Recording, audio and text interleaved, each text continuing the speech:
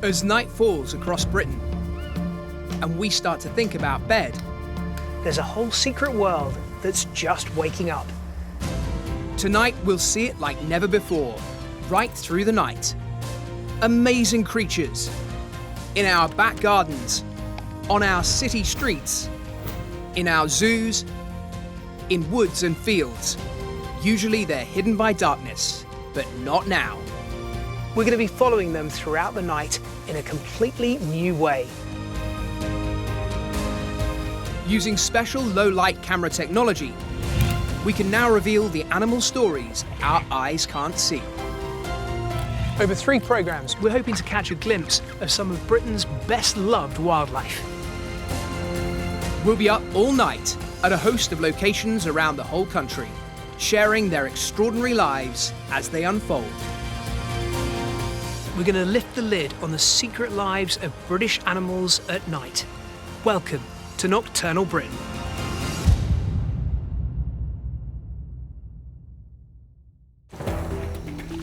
Tonight, I'm on the trail of an animal so elusive, I dreamt of seeing them up close when I was a child.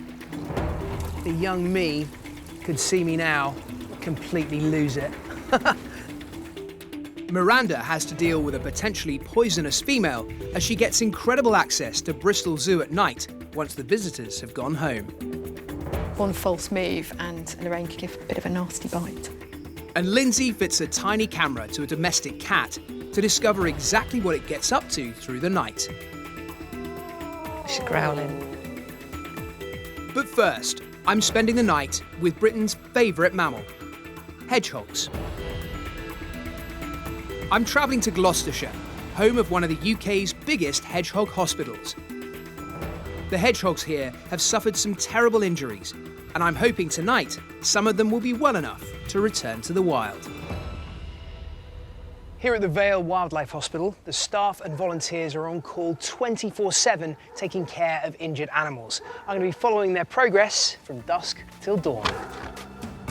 Assistant Manager Jeff is the man who decides when a hedgehog is ready for release. It's a critical decision. Hedgehogs are nocturnal. They have to be released at night so they're awake and can find food and shelter for themselves. But the hogs can only be released if they're healthy enough to survive on their own in the wild. And Jeff is going to put them through a series of health and behaviour tests to find out if they're ready.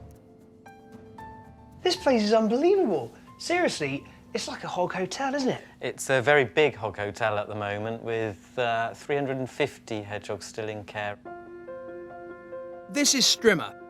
Jeff thinks she could be ready to be discharged. As you can see, she's had a previous injury. When she came into us, the whole of this area had been strimmed off. Oh no, she's lost an ear. Yeah, and our amazing vet and vet nurse have sorted her out beautifully. Strimmer has made a great recovery from surgery, but that's only the first stage on the road to release. So I guess with hedgehogs, rehabilitation is all about putting weight back on, isn't it? Yeah, it's sending them out in a fit state so that they can survive in the wild. If it does go cooler again after they're released, they have reserves so that they can still survive hibernation. This one was around 190 when she came to us. 190 grams. So she was very small, but Yeah. she's recovered well, and we think she's now ready for release. But before Strimmer can be released, she needs to be weighed. We're looking for her to be over 650 grams and ideally under 1,000. If she is over, it can be a little problem regarding her being able to defend herself by curling up. So should we have a look? So she is just over a kilo. Just over. Strimmer weighs 5 times more than she did when she came in. But that's actually a problem now. She could be too big. To test that, we need to give her a fright. If you can turn her over onto her back, Yeah. and I just have to pretend to be a predator. Right. So her only defence against predators is her spines. So if she can't curl quite tightly enough, There's still a little there's a bit of a soft- gap. You can still see Yeah. hedgehog inside those spines, so she'll need another few days on her diet before she goes for release. Yeah. You need to stay off the carbs, my girl. Strimmer is going to have to wait a little bit longer. Once her weight has come down, the team will check on her again to see if she's ready for release. But some of the other 300 hedgehogs will hopefully be in the right physical condition. And later on tonight, we'll be helping 4 hedgehogs take their first steps back into the wild.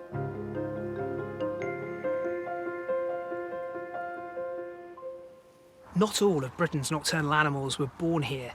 In zoos all over the country, just as some of the more familiar animals are starting to go to sleep, the nocturnal ones are just waking up. Miranda has the rare privilege of spending the night behind the scenes at the zoo.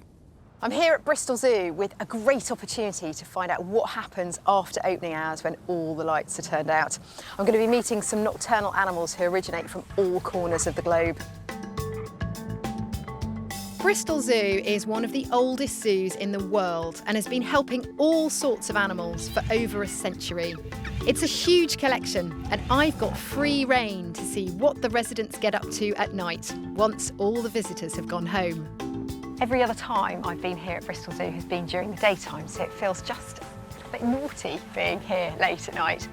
Over here are a pair of red pandas. Now, these are truly nocturnal creatures. They're called Chota and Lady Hillary. The keepers here think that Lady Hillary is getting ready to breed. Exciting stuff.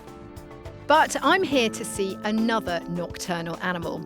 Tonight, she's going to undergo an important medical examination, and it has to be done when she's up and about. So this means her keeper needs to do it at night. Possibly one of the cutest nocturnal animals is the slow loris. And here at Bristol Zoo, they've got a breeding pair somewhere in this enclosure. Oh yeah, no, there's one just crawling up the tree right there. There's a male called Mr. Ben and a female called Lorraine. The keepers suspect that Lorraine is either pregnant or sick, but they can only find out by getting her down from the trees. Although Lorraine looks cute, she has a venomous bite, so this has to be done with caution. It's pitch black in here for us, but Lorraine's huge, adorable eyes allow her to gather in as much light as possible so she can see where she's going, but we're having to use head torches. If Lorraine is pregnant, it's important we know to make sure she's getting the proper care and eating enough food. She's an experienced mum, isn't she? She's been pregnant before. Yeah, so she's bred at least twice here before.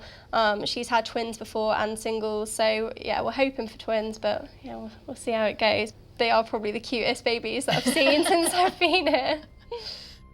It's impossible to tell if Lorraine's pregnant by sight alone, so Paige needs to weigh her. Now, it's quite a complicated procedure. She's got a set of scales with a little frame on it. She needs to be sort of lured into the frame. She's got a syringe full of nectar, which obviously is nice and sweet and good to eat. So she's just enticing Lorraine down now. It looks quite difficult. Lorraine isn't looking very interested, but we really need to get her down tonight. We'll be back later to find out how Paige is getting on. All across Britain, while we're asleep, there's a whole secret animal world living their lives. And our special cameras now allow us to see them like never before. 4 out of 5 of us live in cities, and those environments pose real challenges for wildlife. But some animals haven't just adapted, they've made themselves right at home. And while we're tucked up in bed, they can be right outside our window. I'm checking out a back garden in Stockport on the outskirts of Manchester, where I'm hoping to find out what our cats get up to during the night by fitting them with a special cat cam. Tonight, we're going to draw back the curtains and turn on the patio lights to try and get an insight into their world. I'm meeting Christine, whose cat Coco is going to be our guide to a nighttime feline world. When we moved into the house, my cat was having a fight in the garden and I went out to see and he was having a fight with a badger. That was unbelievable. Yeah, I wasn't very happy because I didn't know what damage a badger could do to the cat. Now Christine wants to know exactly what Coco gets up to during the night and if she gets into another fight with the local badgers. So if it's okay with you, I'm going to pop this collar on. Now, this has night vision on it, so we'll see what Coco gets up to. You ready to go roving? There you go, Coco. Good luck. But as our cat experiment gets going, there's a problem. Coco doesn't want to leave the garden at all. She's only got as far as the bench.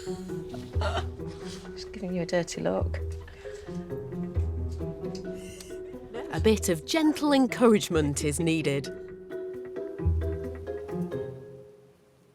She's now made it as far as the furniture out there in the garden, which is at least 3 metres away from us, so she's really pushing it. Good work, Coco. Maybe go a bit further. Oh, she's made it to the back gate. Finally, as midnight approaches, she slinks off into the dark. Later, we'll find out where she's gone and just what she gets up to.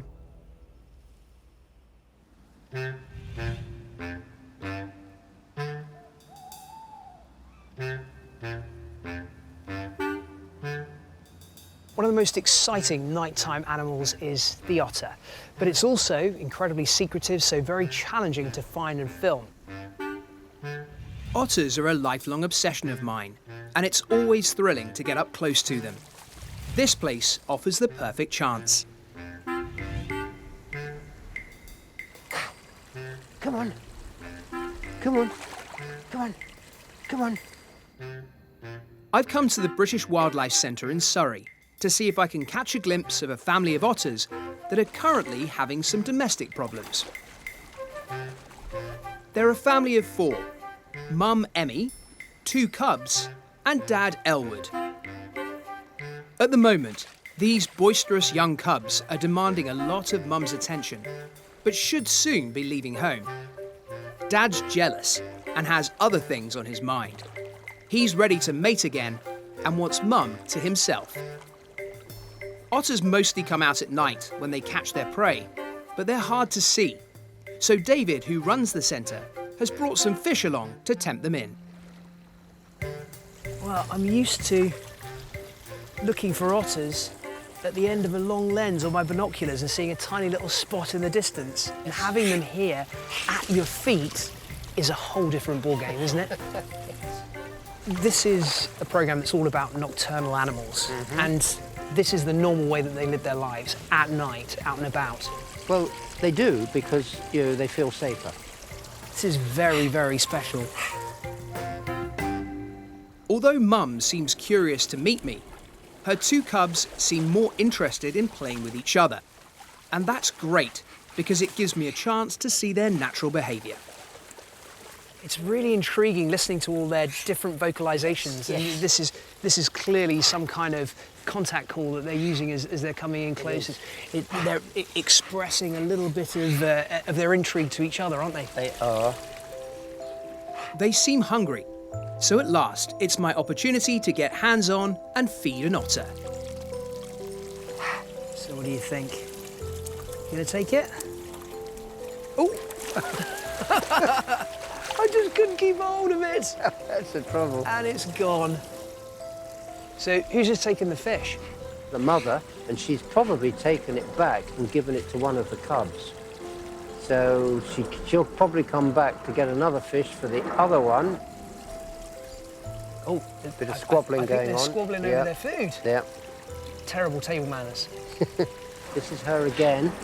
She's coming back to see if you've got another fish to take to the other cub. And I can see waves coming towards me, and there it goes. Mum Emmy is clearly doting on her cubs. No wonder they don't want to leave home. I was completely obsessed with otters when I was a kid. The young me could see me now completely lose it. Absolutely brilliant.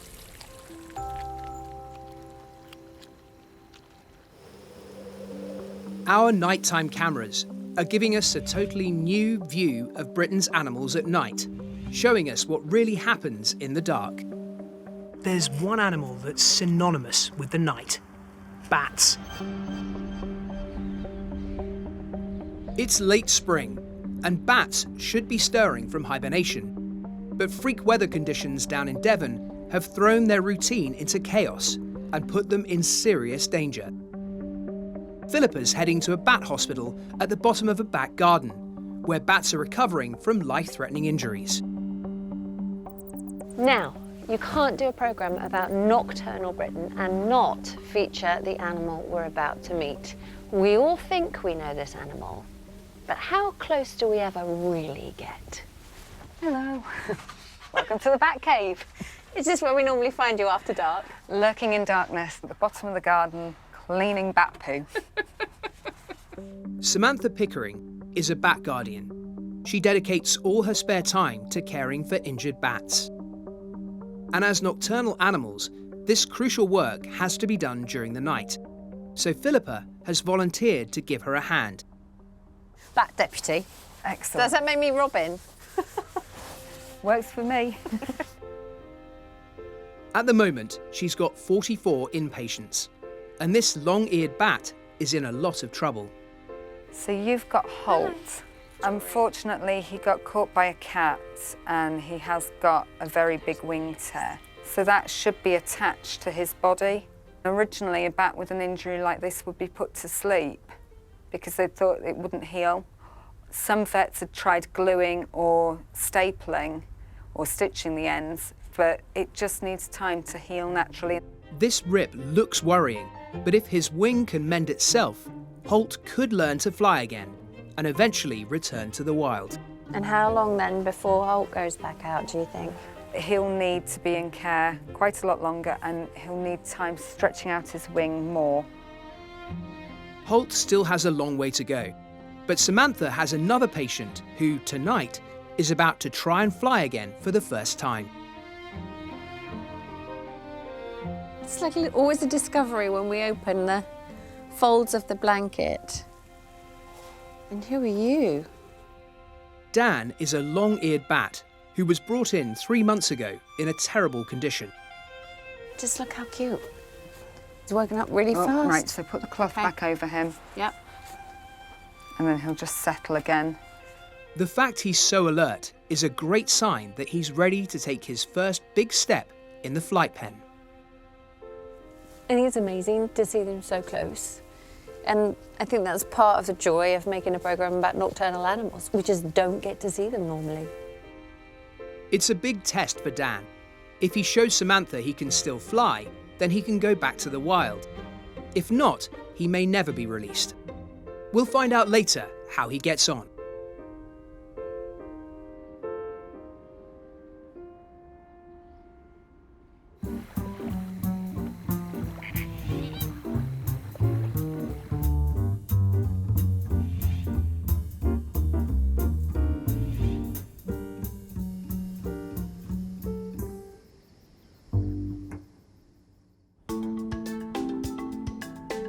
Earlier on, I was in Gloucestershire, hoping that some of the hedgehogs they've nursed back to health are ready to return to the wild.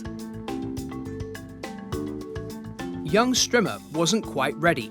She needs to lose a bit more weight. Now it's time to see if any of the other hedgehogs have recovered enough to be released. So we're looking for some good candidates, right? Yep, you're looking for weights between 650 and 1,000 grams. So if you have a look through those and I'll carry on over here. Will do. OK, it's too light. Too heavy. Oh, this isn't bad. Oh, right, this one, yeah, he came to us from South Wales. He's been in with us since December. He's probably getting rather frustrated now. He's also in with a female who was, she was found in a pipe while someone was mowing their lawn. Both very similar weights, so I think they're probably good candidates to go. But we're just going to flip them over onto their backs as we did before and just tickle them with the pen and just make sure they can curl up nice and tightly. So my male's doing brilliantly. Hedgehog tickling. Hedgehog You have tickling. the best job in the world, don't you? It's quite unusual. We've got 4 hedgehogs who seem like they could be ready for release. Now we need to find out whether they've got the right skills to survive back in the wild. So we're going to give them a test run in the back garden here at the hospital. We have to do this at night because that's when the hedgehogs are active. But we need to be able to keep track of them in the dark, so I'm colour coding them. So, that's the Welsh hedgehog. I'm going to call him Davith. Yeah. And I'm going to call her Delilah. Lovely. Right, so, Davith, you get a nice big bright yellow daffodil. The non-toxic glow-in-the-dark paint will let me spot the hedgehogs with a torch so we can see how they're getting on. When we whack on the UV light, look at that! Disco hogs! So, Delilah, I think orange is your colour. This one is a male, pulled out of a storm drain, actually. He is quite active. And he's instantly trying to make a break for freedom. Very, very So I'm going to call him McQueen. McQueen. Like the Great Escape. Good luck. Because he's with always him. trying to escape. OK, so you get some blue dots. I have a female. Oh, amazing. 900 grams, curling nice and tightly. Well, the only colour we've got left is pink, so guess what? I'm going to call her Pinky. Our hedgehogs are now ready, and it's the perfect time of night to put them outside. It's fully dark, and most of their prey, like slugs, will be out in the open. If this test run in the garden goes well, they'll be sent back to the wild. Our 4 subjects are all active, snuffling, marked up with their bright fluorescent paint, and ready for a run around the hospital gardens. Gardens are perfect for hedgehogs.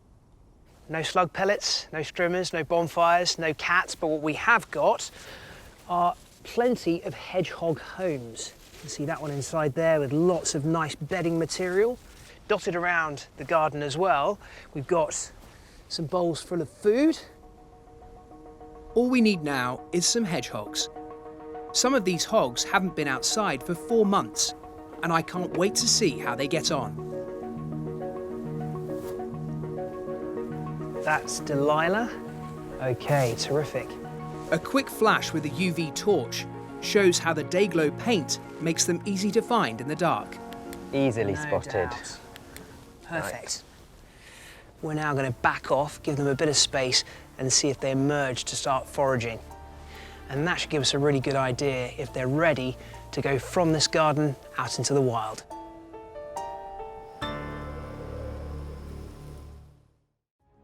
It's the middle of the night, and we're travelling all across Britain to lift the lid on what animals get up to while we're asleep. Miranda is at Bristol Zoo.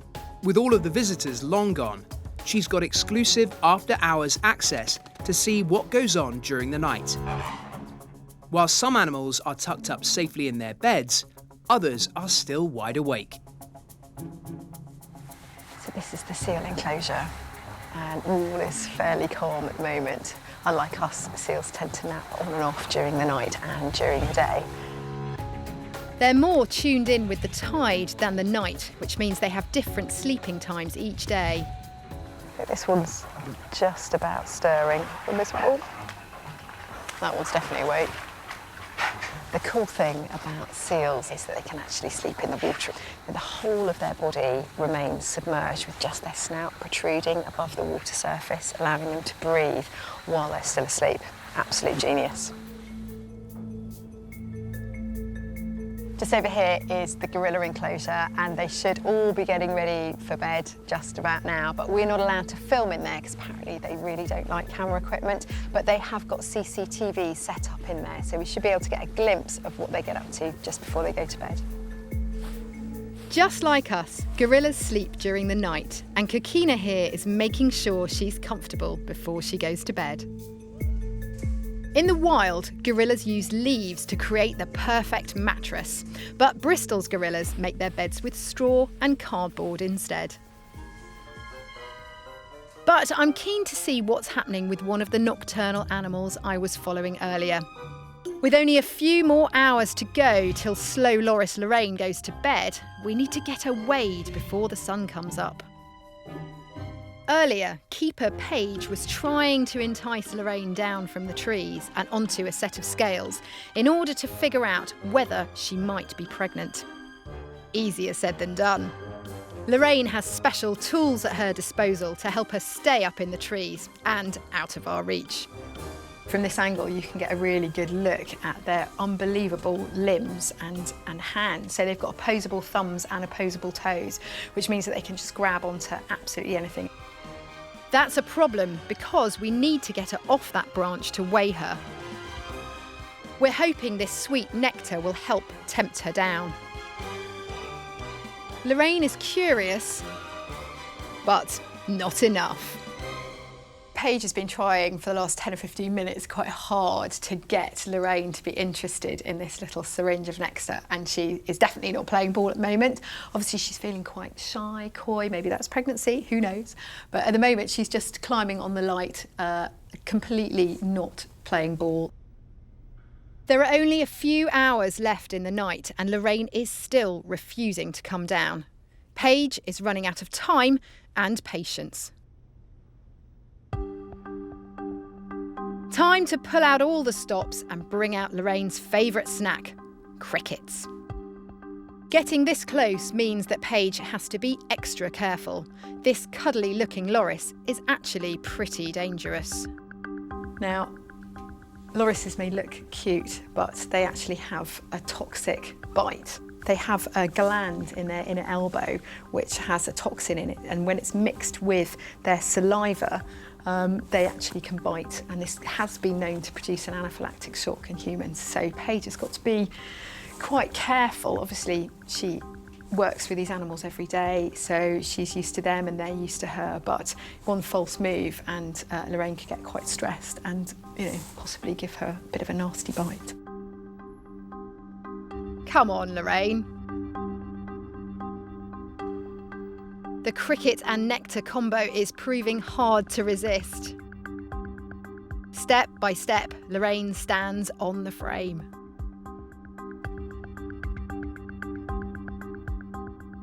We can finally find out how much she weighs. Last time Paige weighed Lorraine, she was 500 grams, typical for a female slow loris. If her weight has gone up, then this is a good sign that she's having a baby. So, what do we think? How's she looking? Yeah, it's looking good. She is put on 39 grams at the moment, so she's up to 539. Even though that doesn't seem like a lot to us, that's quite a big weight for a loris. So it's all good signs that she might be pregnant. Great. So what signs are you looking for? Is there anything else you're looking for when she's pregnant? Yeah, so it's not just the weight, it's her body shape as well. So this is the time of year. Fat. But the fact that it's all kind of around her tummy area is good signs that it is pregnancy and not just unnecessary weight gain, which is really good. The keepers were worried that Lorraine might have been ill, but it's quite the opposite. Slow loris are so rare in the wild that a successful pregnancy will be really significant for the whole species. Now it seems likely Lorraine is at the start of a 6-month pregnancy. The keepers can make sure she gets all the care and nutrition she needs. It's a great achievement for the zoo.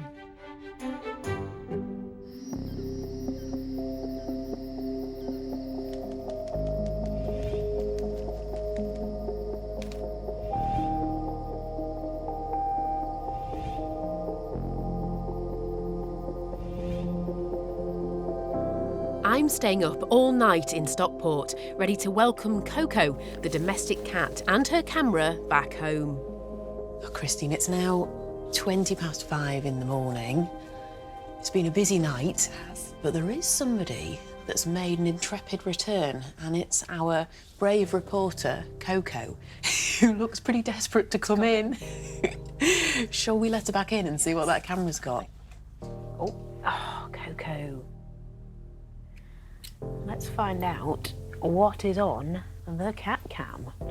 After hours of waiting, we're desperate to see what Coco got up to on her nighttime adventures. Gives you a totally different perspective, doesn't it? Gotta say, Coco, it's not BAFTA yet, is it? It's quite confusing. It's not winning any awards, that one. By matching the camera up with a map of the area, we can figure out where she goes. Oh, that's amazing. That's us. She's looking back at us. That's hilarious. Coco starts on Christine's patio and then jumps across to the neighbour's garden. and comes across another cat. There, look at that. That's incredible. That's amazing. But that's not all. She makes a trip to the front of the house and starts exploring down the street. It looks like she's found a football pitch that's half a mile from the house.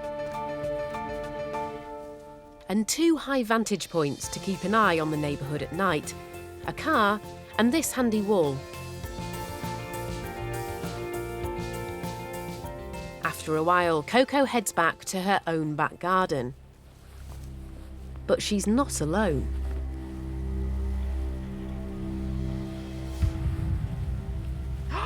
Oh, wow. Did you see that? Yeah. Yeah. That is a cat's eye view Of a of a badger feeding. When they are up there, they look huge. Yeah. Even with the badgers so close, Coco doesn't seem fazed.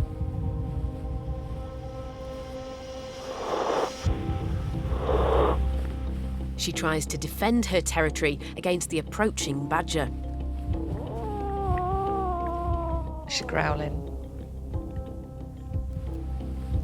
The badger is showing no signs of backing off.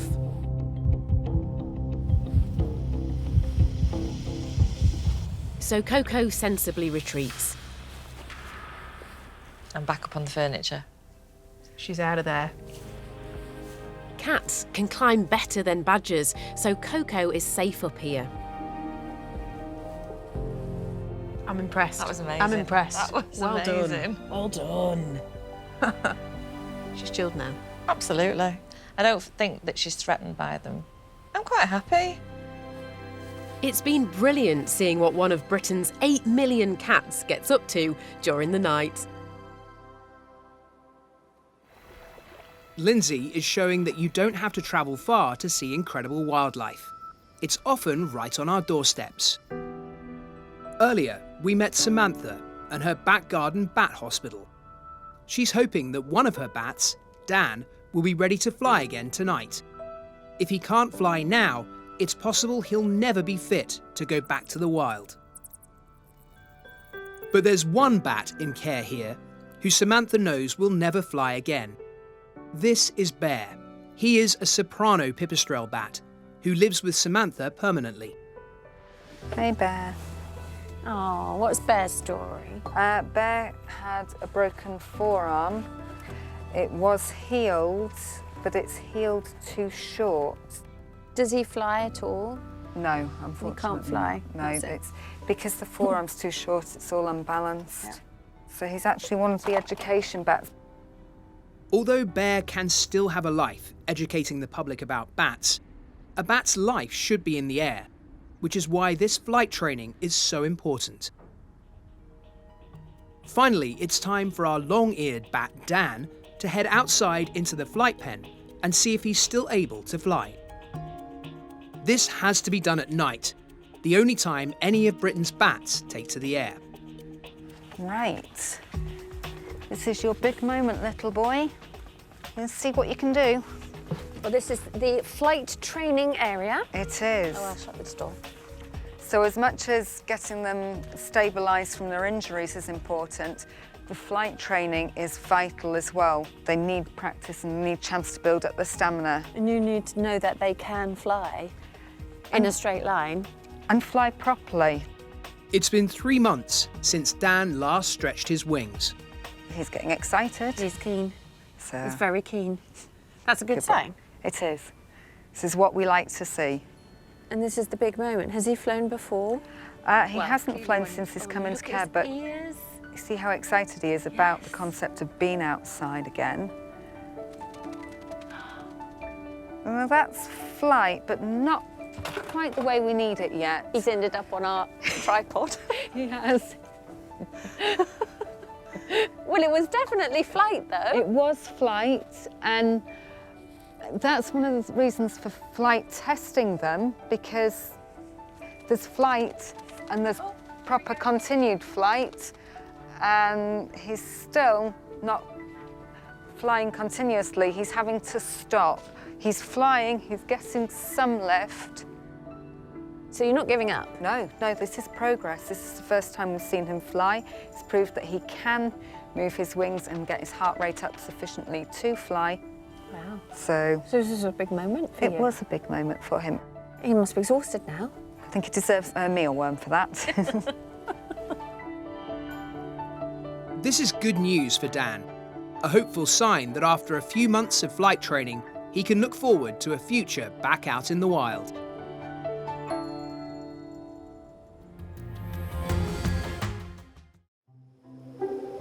Across Britain, we're lifting the lid on the nocturnal antics of some of our best-loved wildlife.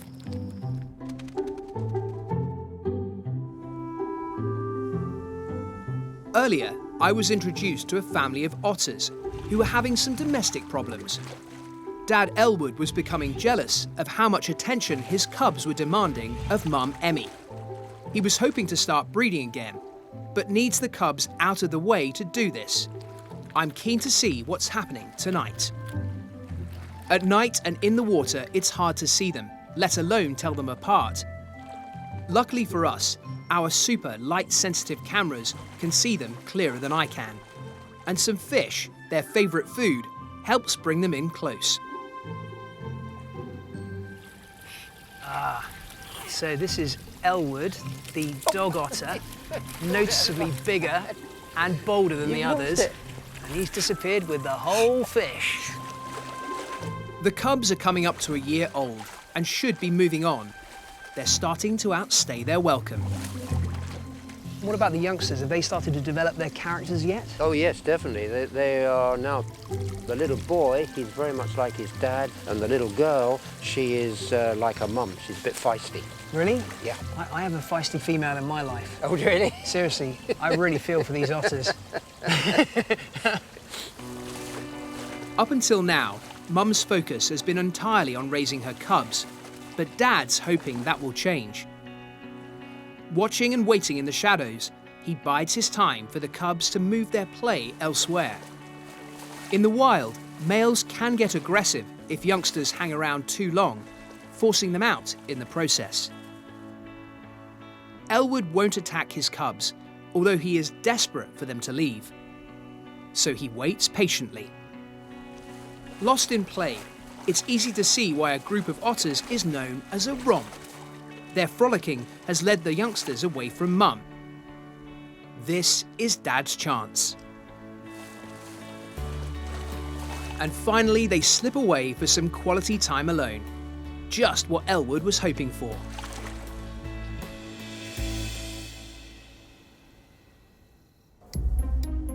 I'm back at the Hedgehog Rescue Centre in Gloucestershire to see how our hedgehogs are coping on their first night outdoors in months. I want to see whether they're ready to go back out into the wild. The dark doesn't bother our hedgehogs. They use their incredible sense of smell to find their way at night. Our 4 hedgehog heroes have settled down into their cosy homes, so hopefully they'll emerge to start feeding and foraging. They must prove that they can explore their surroundings, find food, and somewhere safe to sleep. Only then will they be permanently released to fend for themselves. Our hogs have been making merry for a good while now. Let's have a little wander around and see if we can find them all. Using an ultraviolet torch, I should be able to spot the hogs in the pitch black, thanks to their brightly coloured makeovers I've given them. So Delilah is still inside the hedgehog home in there. I'm not going to disturb her and I'll keep my voice down. Hopefully she'll come out later, as it's the only way she'll be able to find food. But one of the other hedgehogs couldn't wait to start exploring.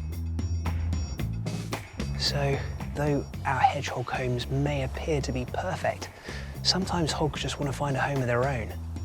And they'll scamper off and try and find a place that suits them. So, Pinky's now bedded down in a nice quiet corner. Could well be where she spends the daytime.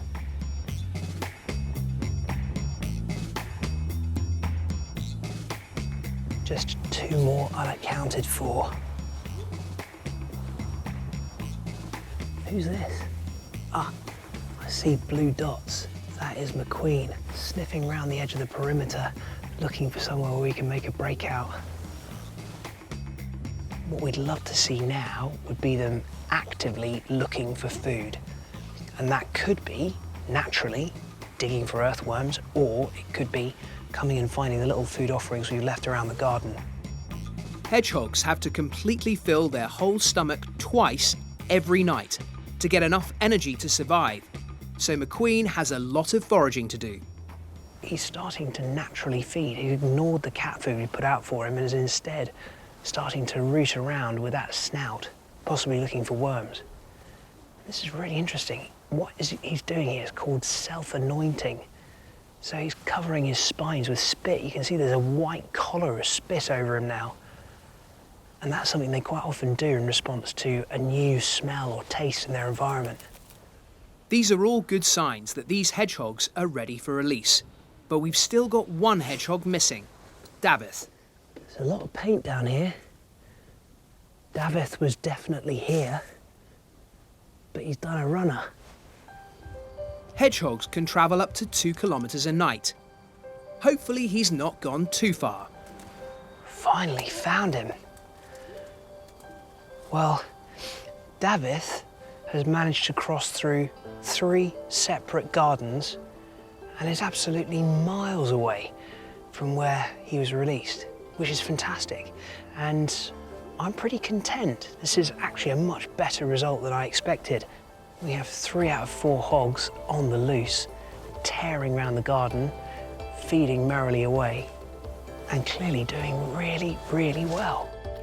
It's only a night in a garden, but it means a lot to me to be involved with this. Hedgehogs are in real danger, and I'd like us all to be able to spot them at night in our gardens. So carefully getting them back into the wild is really important work. And apart from Delilah, who never left her bed, I'm really pleased, because it looks like our hedgehogs are showing the skills they need to go back to the wild. If the weather stays good, these 3 could be released as soon as next week.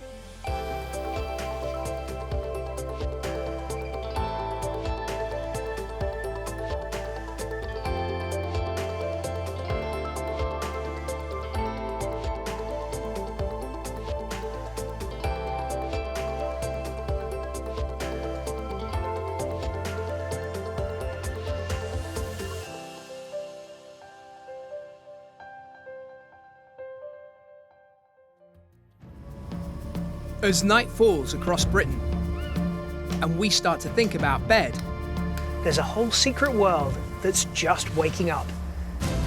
Tonight we'll see it like never before, right through the night. Amazing creatures in our back gardens, on our city streets, in our zoos, in woods and fields. Usually they're hidden by darkness, but not now. We're going to be following them throughout the night in a completely new way.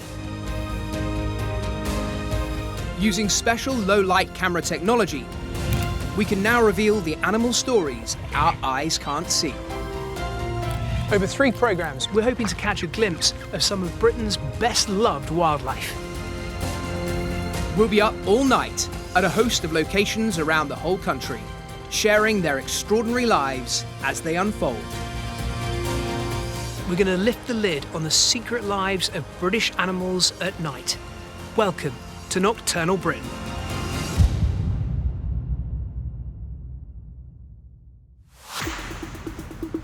Tonight, I'm back at the Wildlife Hospital, where an extremely sick hedgehog gets rushed in with life-threatening injuries. Oh, he is not looking well. Not looking very well at all at the moment. Lindsay gets up close and personal with the wildlife living right on our back doorstep.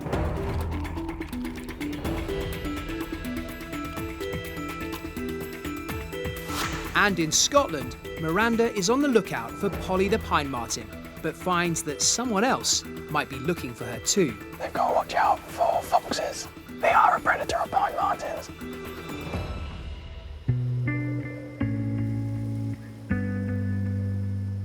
But first, in the Highlands of Scotland, Miranda is on a mission to find a missing orphan, a pine marten called Polly.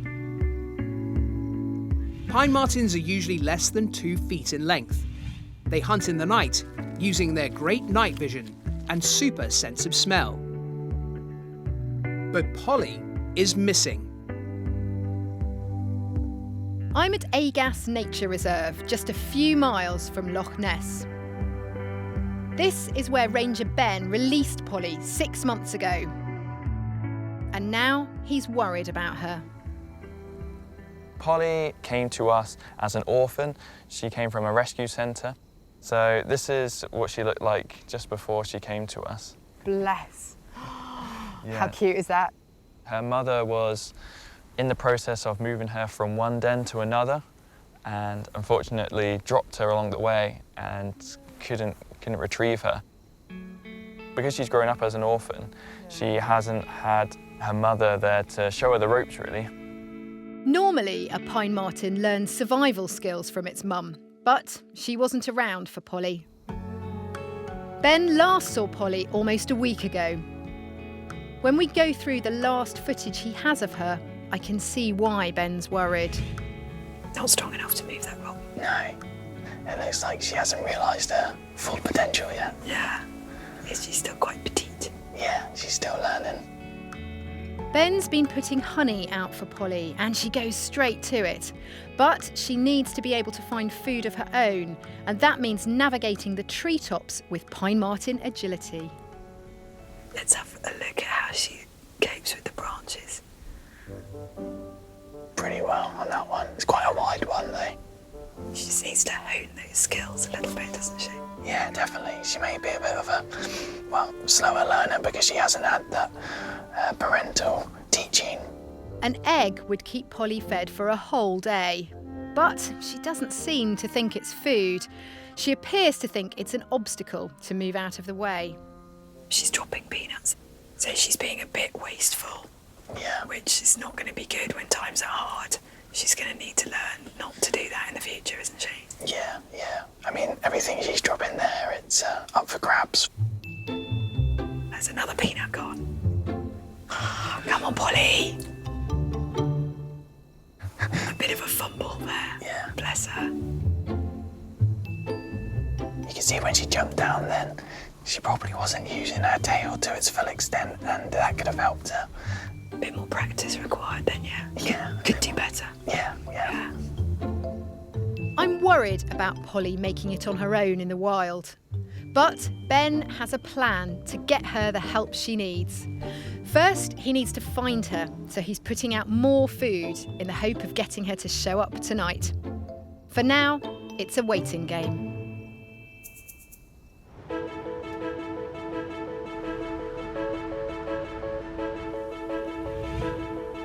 Tonight, I'm back at the Vale Wildlife Hospital in Gloucestershire, where nearly 400 hedgehogs are being nursed back to health.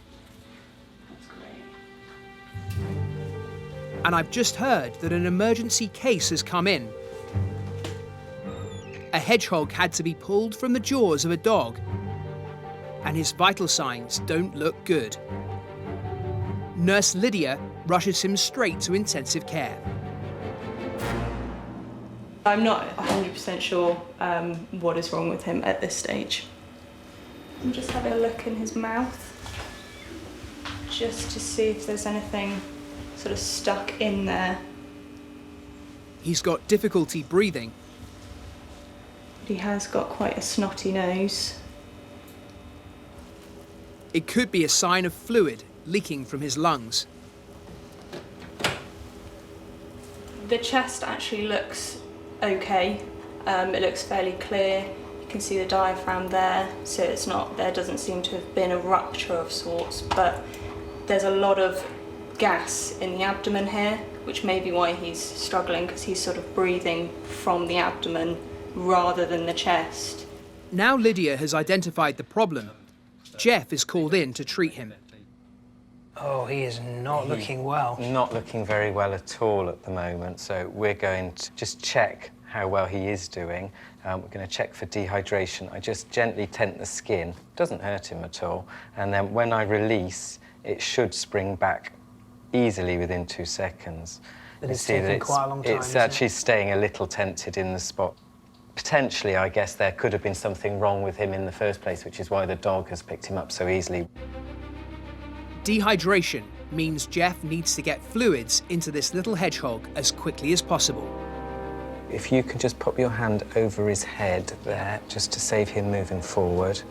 Straight in line with him. This looks stressful, but it could be saving his life.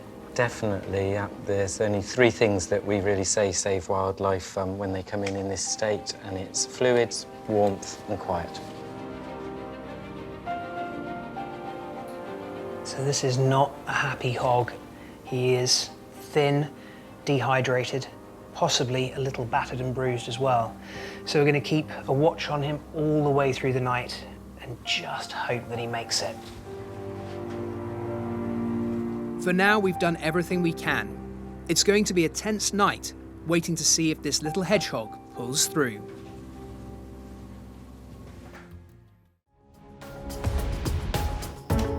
All across Britain, while we're asleep, there's a whole secret animal world living their lives. And our special cameras now allow us to see them like never before. Miranda has been given special permission to spend the night at the zoo. I'm here at Bristol Zoo with a great opportunity to find out what happens after opening hours when all the lights are turned out. There's one animal I really wanted to see while they sleep, because they snooze in a very strange way. This is the rather noisy flamingo enclosure. They should be asleep at this time of night. Don't quite know what's going on down there. Like us, they sleep at night and are active during the day, but unlike us, they sleep in a rather unusual way. They sleep standing on one leg because they're actually better balanced and steadier on one leg than they are on 2. So they lock their knee joint into place, stopping it flexing, and they can stay like this for hours on end. When the crowds go home, it's time for the nocturnal animals to wake. But there are odd occasions when the creatures which should be sleeping stay up and use the night to their advantage, as some truly unique footage from a zoo in Yorkshire reveals. Normally, tigers use the dark to stalk their prey. But there's one occasion when even a top predator needs the protection of the night. This is Shuna, and she's about to give birth for the first time. She's an Amur tiger, and there are only 500 of these tigers left in the wild, so every cub is precious. After a 5-month pregnancy, finally her cub is out in the world. And instinct takes over. Licking stimulates the cub to take its first solo breath.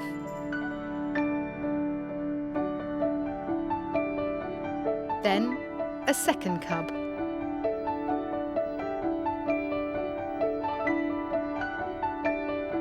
And a third. It's the first time the zoo has caught a tiger birth on camera like this. Like all babies, the cubs want to feed straight away. It's a great sign.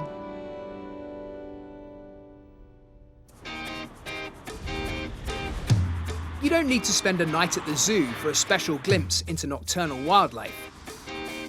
There are incredible animal dramas taking place in our own back gardens. 4 out of 5 people in Britain live in urban environments, but between the paved driveways there are gardens of all different sizes that play host to wild encounters and dramatic events, all under the cover of darkness. Worthing on the south coast. Not just a place for fish and chips in the daytime, it's fox heaven at night.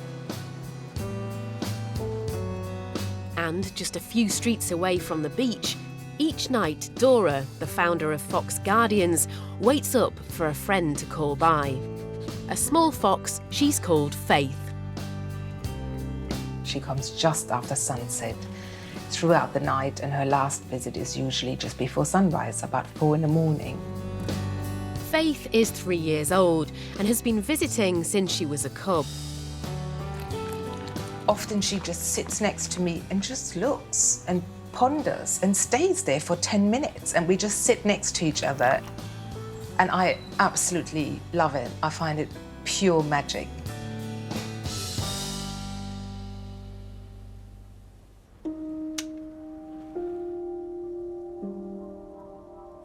Even the most urban of foxes are still wild animals. And tonight, Faith hasn't turned up. They're definitely weather sensitive. They really don't like the wind because it messes with their hearing. They also don't like the rain.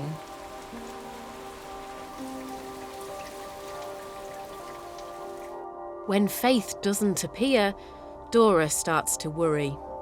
The lives of urban foxes are dangerous and short. So many foxes get run over by cars. Their environment is shrinking more and more. So many sites here in my hometown that had a lot of wildlife, they're all being built on. So it's really hard for the foxes because the areas where they can be are shrinking more and more and more. And not everybody welcomes foxes in their gardens, so it's not easy. When the rain eases, Faith finally enters the garden. Hello. I'm always relieved to see her when she appears in the evening in one piece, and she's well, and she's relaxed in the garden, and she's thriving, and she looks healthy. Hi, Faithy. Hello, puppet. You're soaking wet. On a wet patio in Worthing, Dora's dedication is rewarded. And proof that even in urban areas, if you stay up to watch wildlife, it's closer than you think.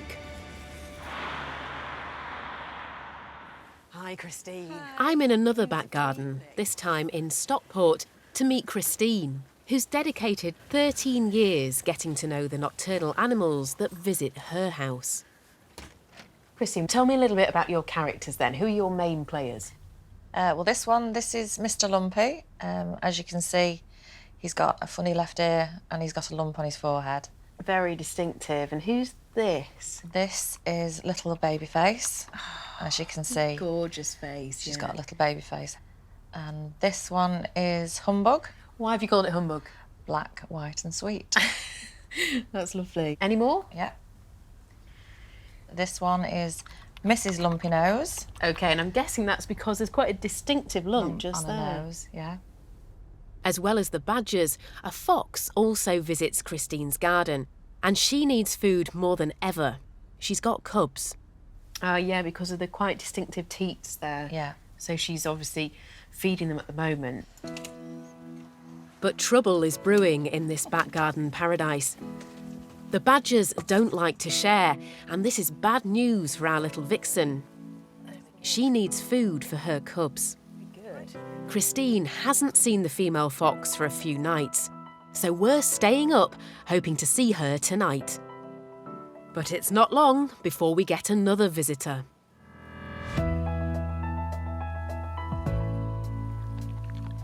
Who's that? That's Humbug. That's amazing. How long have you been watching Humbug? Since January. So quite a new badger. Yeah, she's very for you. Humbug turned up on the decking a few weeks ago, badly beaten up, most likely by another badger. Now, she sneaks in early to eat alone.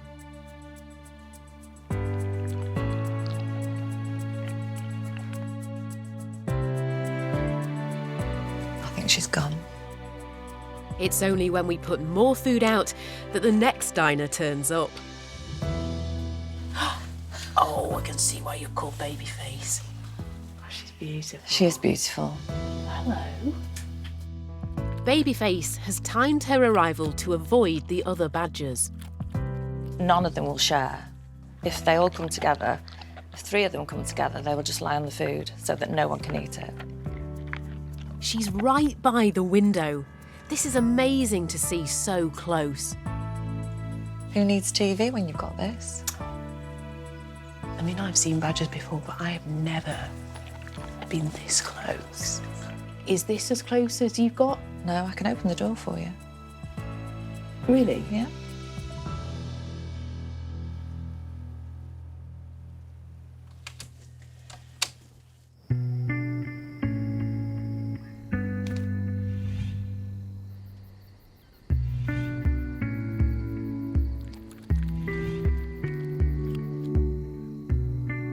In the Scottish Highlands, Polly, the orphaned pine marten, is struggling in the wild, without a mother to teach her the skills she needs. Now, Ranger Ben and I are trying to get her the help she needs. But first, we have to find her, and Ben is worried about where she might be. We've got an old log here. There's loads and loads of peanuts in there. And then there's another log here, and there's more peanuts here. Again, more peanuts. And these three sort of horizontal branches here are smeared with honey, which is something they would find in the wild. They raid bees' nests and things like that. That's it. Are we all set, Ben? Yeah, all good here. Okay, so all we have to do is retreat into the warmth and the safety of the hide and watch.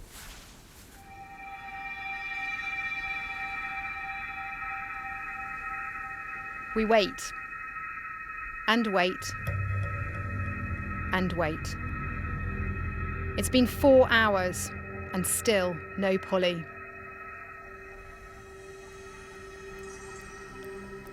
Then we see something that gives us both chills. A fox, one of the main predators of pine martens. If Polly doesn't know how to stay out of its way, she's in real danger. They've got to watch out for foxes. They are a predator of pine martens. So a pine marten, ideally, for its own safety, would spend more time in the trees finding food. The fox keeps sniffing.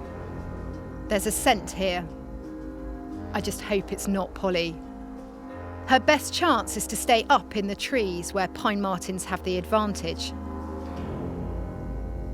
But does she know that? We've got an amazing opportunity to see Britain's nighttime wildlife as never before, using new camera technology to peel back the darkness. And I'm up in Stockport, getting face to face with some badgers. I've always thought of badgers as shy creatures you're lucky to catch a glimpse of. But tonight's proving me completely wrong.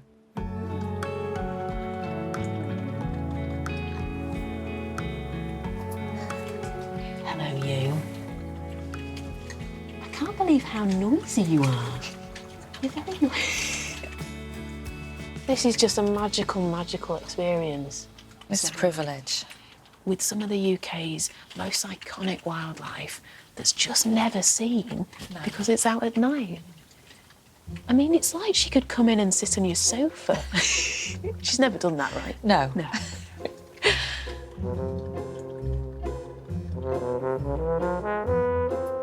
She's off. Over in the bushes, there's movement. Another badger on their way to the food. Who have we got here? Look at that nose. Very clumpy. Oh, look at him. You can tell, actually, that he's a boar as well, can't you? Yeah. He's the biggest of the badgers. When he first came to the door, he was covered in battle scars. He's in a sorry state, really. He came 4 years ago, and 3 years ago he came with his mate with 2 cubs. And then Mum disappeared a year later, so we presumed she died. You don't know? I don't know. I'm starting to feel a little sorry for the badgers. Avoiding each other seems to be the only answer.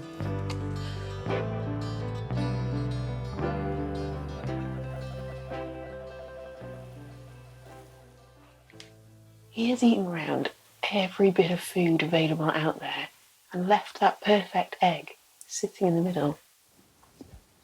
Oh, there you go, there you go. Anything larger than a grape, they run off with. It's just, they take it, it's mine. Yeah. That is absolutely brilliant. He leaves. There's no way he's going to share that. Now, Humbug's back, If the badgers smell the eggs and I hide it in the dog food, they run off with the eggs. Did you get that? Did you run off with the egg? But the badgers are getting all the food. With them around, there's no sign of the vixen tonight. And with cubs to feed, it's vital she gets the food on offer before the badgers have it all. We've been waiting for quite a while and we still haven't seen the fox. No. What's your gut feeling? I don't think she'll come while we're here tonight. Really? Yeah. With the badgers gone, now should be the fox's chance. And I don't want it to be me that scares her off. So it's curtains for our close encounters while we wait hidden inside. While Lindsay keeps watch on the cameras and hopes the fox appears later in the night, Miranda's on her way to see how the zookeepers are trying to help with the love life of some very slow movers. And I'm going to be meeting some more of the nocturnal animals who come from right around the world, but who call this place their home. These are lemurs from Madagascar. Oh my God, there's the two babies. Look at her, the two babies. So their mum in here has recently given birth to twins. And there she is with the two babies attached. Most animals in the zoo are meant to be asleep, even if their little ones are keeping them awake tonight. But for the truly nocturnal creatures, nightfall is when their day begins.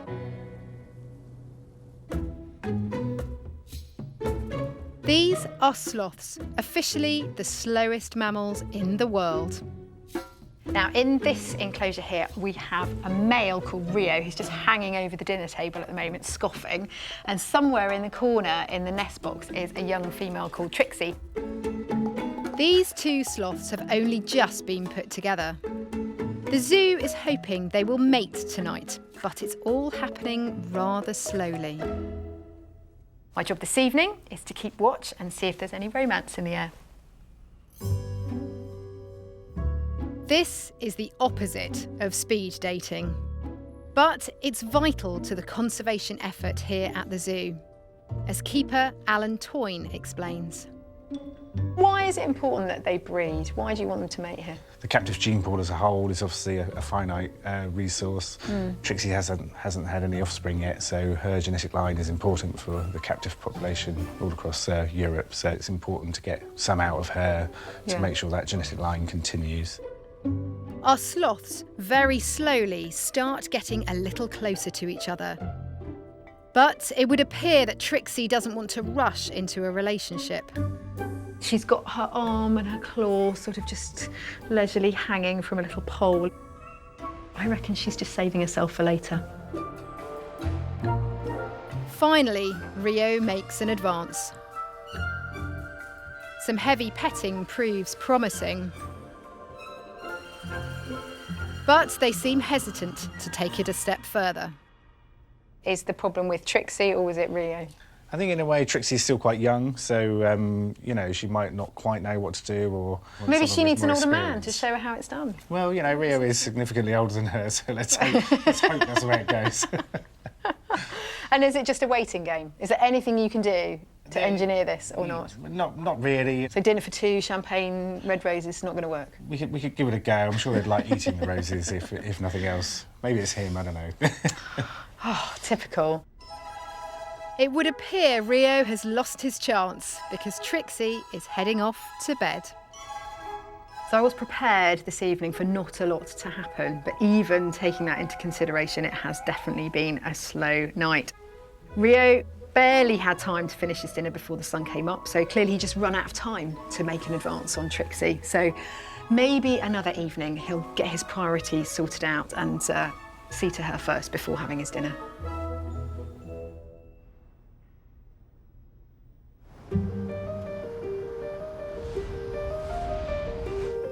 One of the most amazing things about the nocturnal animals we're meeting is how they use totally different senses from us to experience the world. For some, it's smell. But I'm about to meet a night hunter with super-powered hearing. I'm in Somerset to meet an animal who uses her superb eyes and hearing to hunt. This is Lily. She's a barn owl. Rose has brought up Lily since the moment she hatched. What are you doing? Rose knows one day Lily will follow her wild instincts, leave the safety of her care, and disappear off into the night. So Lily needs to learn to hunt. Tonight, I'm going to see how she's getting on. Hi, Rose. How you doing? Good to see you. How's things? Yeah, fine, thank you. And you? Yeah, really good. So this is lovely Lily. I know, she's gorgeous, isn't she? So how is it being mum to a barn owl? It's lovely. It's very time consuming because, well, first of all, actually, she was under a heat lamp because she was sort of naked, really, with just a little tiny bit of fluff. And then after a while, she came off that and she grew her second lot of down so that she didn't need the heat lamp. And she had to be fed every 4 hours, tiny little bits of food with a pair of tweezers. And she used to stay indoors until she fledged, really. And then it was a bit manic because then she'd be hanging off the pictures and grabbing the thing off the piano and flying around the room. And that's when she came to live permanently outside in her aviary. What would happen now if we were to bring Lily out? Should we give it a go? Well, shall we? Yeah. She is keen. Oh, hello. Lovely Lily. Oh, straight onto the camera person. Good girl. Good girl. Absolutely magic. So, Rose, when Lily hops back, I love that she is just free to go wherever she wants to go. I do as She well. can just hop around, do whatever she wants to do, Lily. and she has disappeared off into the night. It's not surprising she's so active. I mean, this is hunting time, and there's something that's telling her it's time to go out and find food. Owls are ultimate night hunters, and I want to see what Lily can do with no light at all, just her hearing to guide her. Rose has trained her over time to react to the sound coming out of this speaker exactly the same as if it were the noises made by the vole she would normally hunt. So if I bury this in this tussock of grass where she can't see it, then we'll get a chance to see a barn owl hunting purely using sound. Okay, time to turn out the lights. Only our infrared camera can capture what's going on. Okay, Rose, let's give it a go.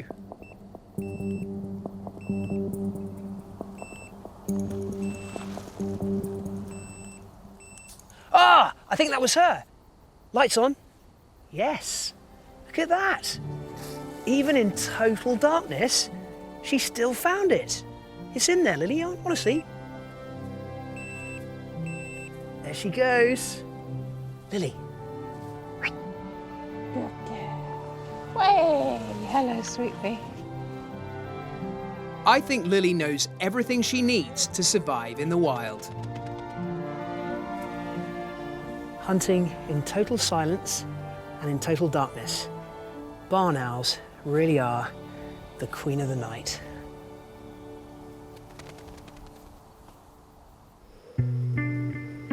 Back in the Highlands of Scotland, the fox that was prowling around the feeding station thankfully has moved on. Now Miranda just has to hope Pine Marten Polly will show up.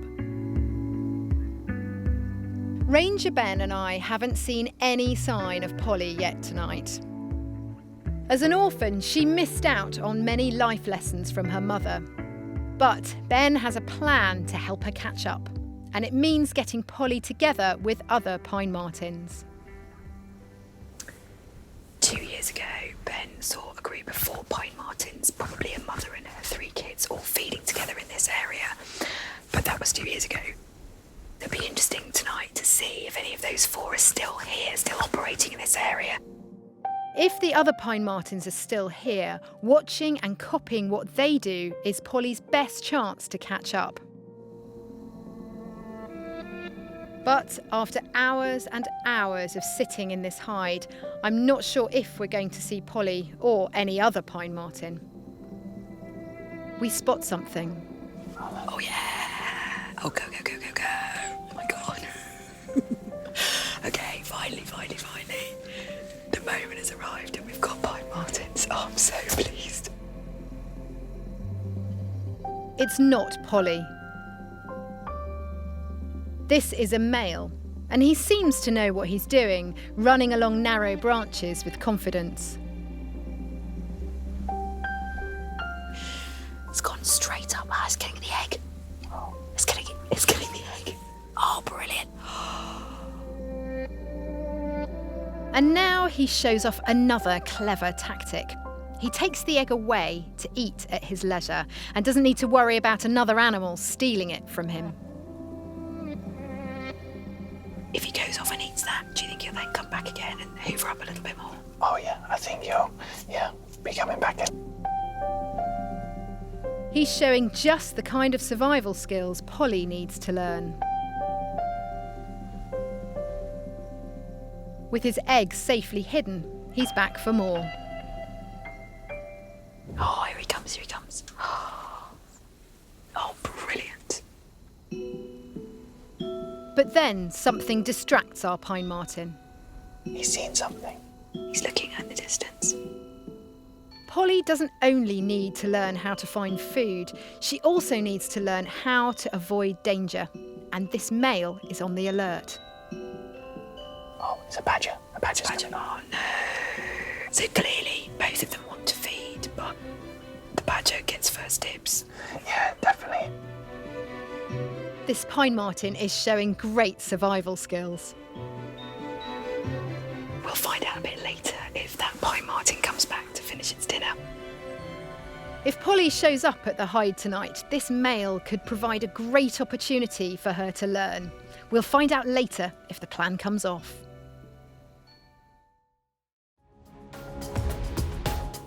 It's the middle of the night, and we're travelling all across Britain to lift the lid on what animals get up to while we're asleep. Earlier, at Vale Wildlife Hospital in Gloucestershire, a hedgehog was brought in, having been mauled by a dog. He wasn't looking very well.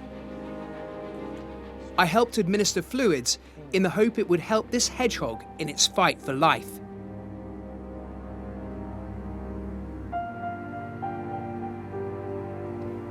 Our best efforts weren't enough. I just heard that the little hedgehog died. But the next patient already needs our help. A baby squirrel is brought in after the tree she was born in was cut down. There's no sign of her parents. She needs intensive feeding throughout the night, and Jeff has to be a squirrel's surrogate mum.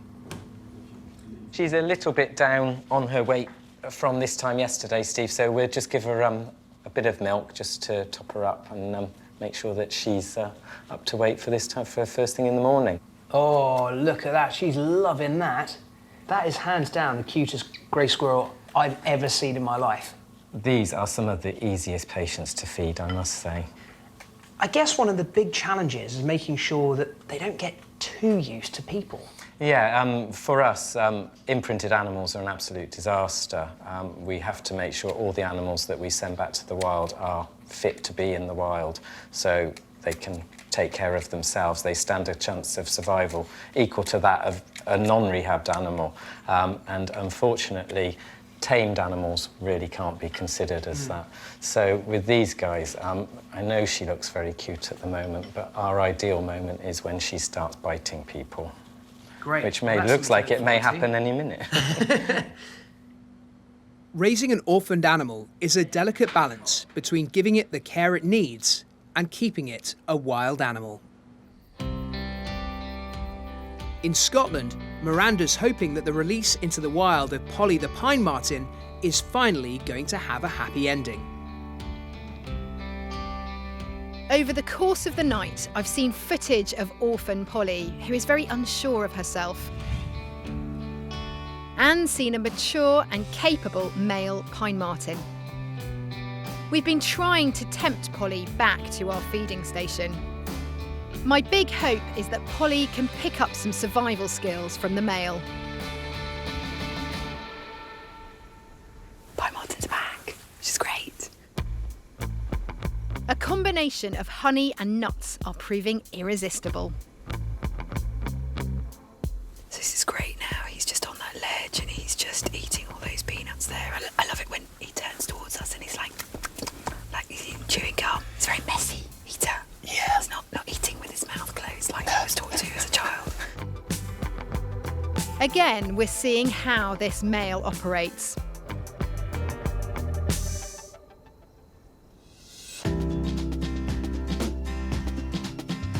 And then, Polly herself finally turns up. It's a huge relief for Ben. And she seems to be picking up tips from the male. This time, she's going for the egg. Oh my God, she's got it. Oh, just about. Fabulous. Oh, that looked quite tricky. She's just realising how wide she can open her mouth and what she can carry in that mouth. It's great to see she's learning from other pine martens. It was a bit of a struggle, but she made it. Yeah, definitely. She did really well. She's coming out of the other end of a Highland winter, looking really good. If she makes it through the first winter, then she's got a really good chance of doing well. Yeah, definitely. So hopefully in a couple of years, she might even be bringing in her own kids. Yeah. I'm so glad we found Polly. My night is over here in the Highlands. She seems to be in good company, and I wish her well. In Stockport, I'm hoping the cameras catch a mother fox finally getting a chance to get some food for her cubs, providing the badgers don't steal it all first. The badgers seem to have left the area having eaten their fill, but there's still no sign of our fox. Are you a little bit worried about her? She's just very young to have cubs. I know it's natural, but you just think, so tiny. Don't know how many cubs she's got. Don't know how the cubs are doing. And then, after long hours of waiting, the fox appears and approaches the food. She's wary. The fox is very flighty. If the fox is aware a badger's coming in the garden, she tends to run. But your badgers, they are quite sort of hefty. They are. If you were a fox, would you steer clear? I would, definitely. I can almost tell she looks disappointed by the lack of egg. She seems to be in a hurry as the sun is about to come up. The last bite isn't eaten. Instead, she carefully holds it in her mouth to take back for her cubs. And actually, that food will be really important to her just at the moment. Yeah. Yeah.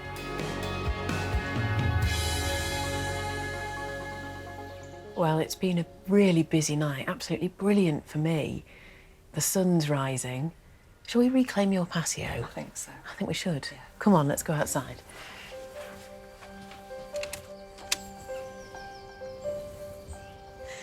And this is the scene of the action, but you wouldn't know. Look, all the nuts have gone, the raisins have gone, everything's gone. Everything's gone. What's really interesting to me, though, is that unless we'd sat up all night and watched this, you would have no idea that this action was going on in this particular garden. Incredible.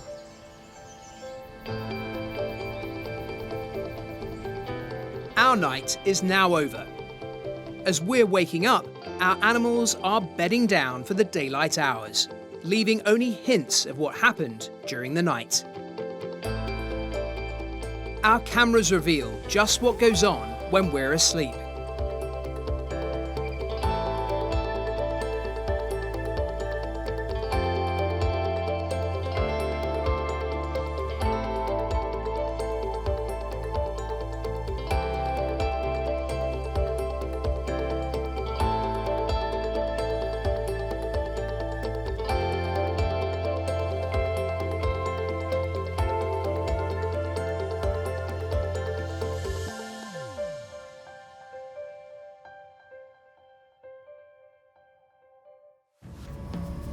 As night falls across Britain and we start to think about bed, there's a whole secret world that's just waking up.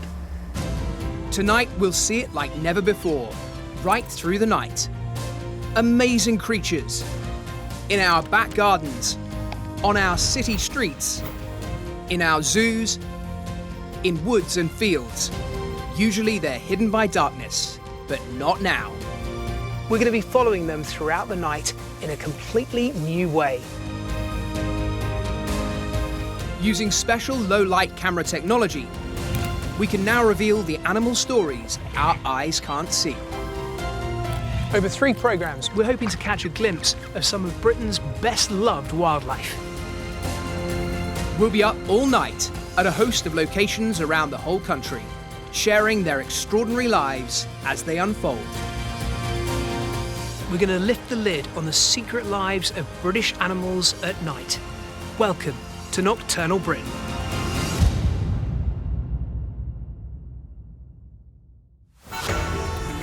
Tonight, behind the scenes at the zoo, Miranda witnesses how one creature's superpower senses could help her find a mate.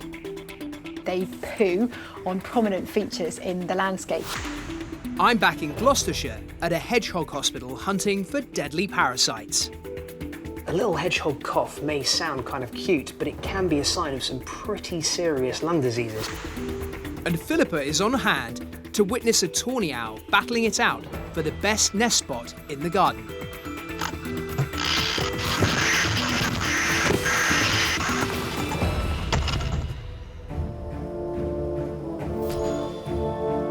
But first, Miranda is down in Devon to discover a lone wolf banished for bad behaviour.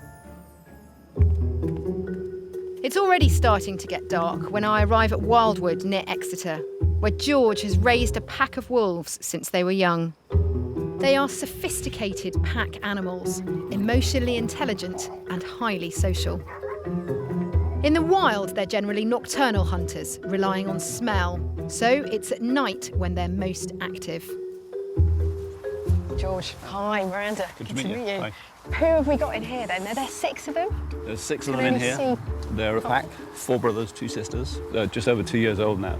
Elvis, Moby, Sting, Lemmy, and the sisters Katie and PJ. So all named after rock stars. After rock stars, yes. That's because they're Why very, was that then? well, it's because they're very cool and sexy, but they're also accomplished musicians. Okay. Yeah. Except Moby, he's rubbish. Ooh, you can't say that on camera. I can't. But this pack has a problem. And tonight, George is hoping to see if a recent fight within the pack can be resolved. Moby, one of the wolf brothers, is limping. Recently, we noticed that Moby had quite a serious injury and discovered he had actually broken his leg. Crikey. Moby was a victim of an attack by another wolf. George didn't see the fight, but there's one wolf who seems to have been cast out of the pack. George believes it can mean only one thing. The outcast, Sting, carried out the attack. In the wild, a lame wolf would be left behind, but this pack have rallied around the injured Moby. And it's Sting who's been sidelined. He looks like he's being totally left out, and he's clearly watching the others, Yeah. watching what they're doing. The rest of the pack got between Sting and Moby and isolated Sting, relegated him to the bottom of the pack, perhaps whilst Moby recovers. Right, so they're actually looking after Moby and sort of ousting Sting a little bit. Yeah.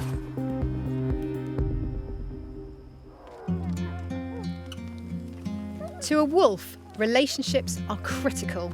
The pack do everything together. And it's the power of the pack that makes them so successful in the wild. It's quite heartbreaking to see it in sharp relief when the rest of the pack are clearly having a good time and enjoying themselves and engaging in a lot of high energy play. Yeah. And he's not part of that. Sting approaches the others. He wants to be back in the pack, but they're not having any of it. Oh, it's good snarls, look at that going. So when he snarls like that, you really see him baring his teeth.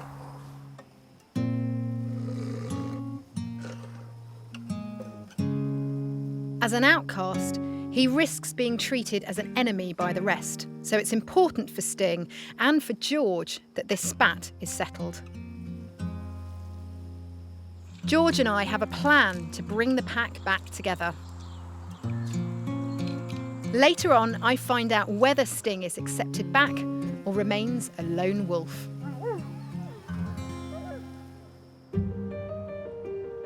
All across Britain, we're seeing how nocturnal animals make our own back gardens their homes, living just outside our windows under the cover of night. By staying up late, we can have astonishing relationships with them, revealing their secret lives. In one Stockport back garden, Christine has spent 13 years feeding the badgers almost every night. Oh, wow. Did you see that? Yeah. She knows each one of them by name and can get close enough to bump fists with a badger. In this back garden in Worcestershire, Kate McRae recently built a giant badger set in the hope of attracting a family to stay permanently. Now completed, Kate is keen to show Philippa the badgers up close. When you watch one set of creatures, you get to know them and you get to notice behaviours, and the more things you see, the more questions you ask. It pulls you in, it's really addictive because you want to know more. There's one thing sure to bring out the badgers at night: food. So which direction will they come from? Well, they can literally come from any direction.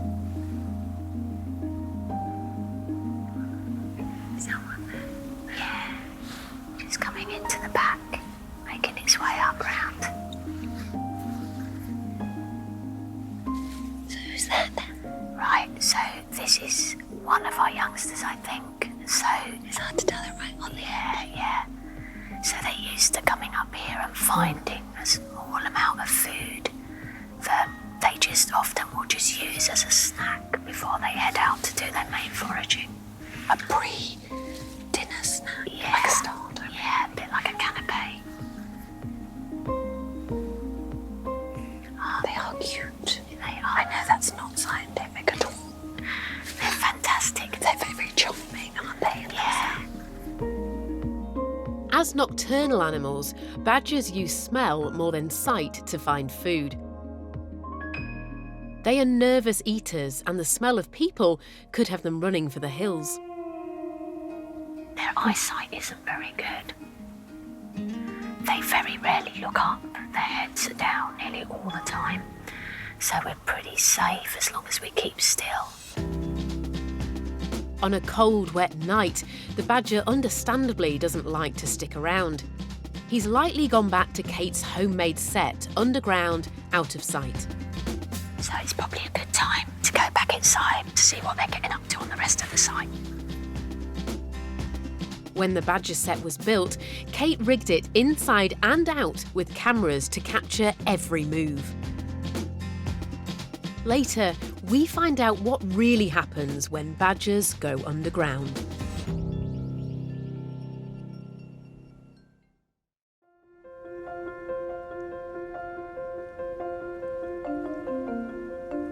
With our special low-light cameras, we're getting a view of Britain's nocturnal animals like never before. Tonight, I've come back to the Hedgehog Hospital, where I'm helping care for over 300 hedgehogs. Our hope is to release them back into the wild, but before they go, they need to be given a clean bill of health. One hog has us worried, not just for her, but for every animal here. This young lady in here has been of particular concern. Over the last couple of days, it's been noted that she has been sporadically coughing. And so I'm going to take a poo sample and we'll have a look and see what we can find under the microscope. This is the glamour end of the industry. It certainly is. A little hedgehog cough may sound kind of cute, but it can be a sign of some pretty serious lung diseases, and that would be a massive setback for the recovery and release of this little hog. Lungworm is the most likely culprit for her cough. This hedgehog could be suffocating from eggs being laid in her throat. The best way to find out is to forage through our hedgehog's feces. And guess who's got that job? mashing smooth hedgehog poo. I tell you, this wasn't in the brochure. No, it never is. How's that looking? That looks perfect. And then you take a cover slip, which is the very thin piece of glass. Yeah. And then you need to place that squarely over the top of that poo. So it's in the middle. Hooray, well done. And then you just pop a bit of pressure on it and spread it out. And then that just goes on the microscope. And we're generally looking for one of those 5 parasites. Yeah. So this is the important bit. This is when we find out if this little hedgehog is healthy or has lungworm and is going to need a bit longer to stay here before it's released. So what are we seeing here? At the moment, I'm seeing a close-up of lots of little pieces of poo and nothing else, which is perfect. It's a clear sample. Hooray! Amazing news! Really good news. Luckily, it turns out she's clear, and in a few days' time, she can be released. And for the other hedgehogs here, it's good news.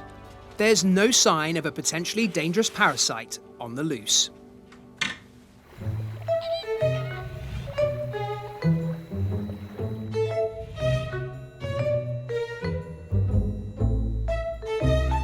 I've been given special permission to go behind the scenes at one of Britain's top zoos.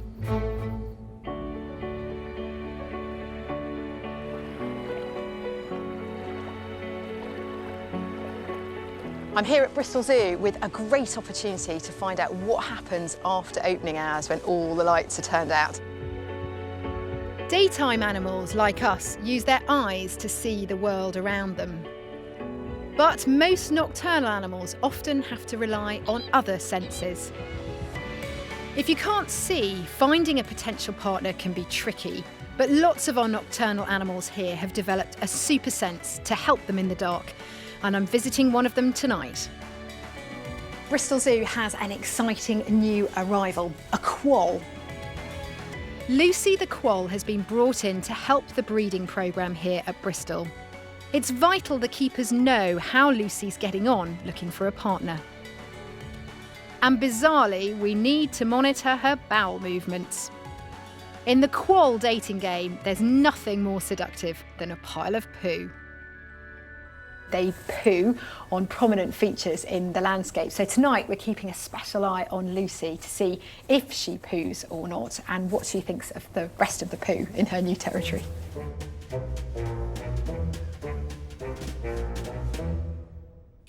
Their poo carries a lot of chemical signals that help quolls mark their territory. And importantly for Lucy, it tells her who in the group is a potential partner. She's just been sniffing over by the door over there, really sort of trying to get as much information from that poo as possible. And this is just a great sign. It means that she's settling in, she's feeling really happy, really comfortable. So it's good news. It'll be a while before we know if Lucy is going to mate, but so far, the signs are good. At night, as some animals are looking for the perfect partner, others are just out for a good time. This isn't the Serengeti, it's a zoo in Somerset. Mchanga and Juna are 2 young male African elephants. African elephants need as little as 3 hours sleep, so even though they aren't officially nocturnal, they're up most of the night. Tonight, rather than sleeping, the young elephants are sparring each other to test their strength. At least there's CCTV here to keep an eye on them.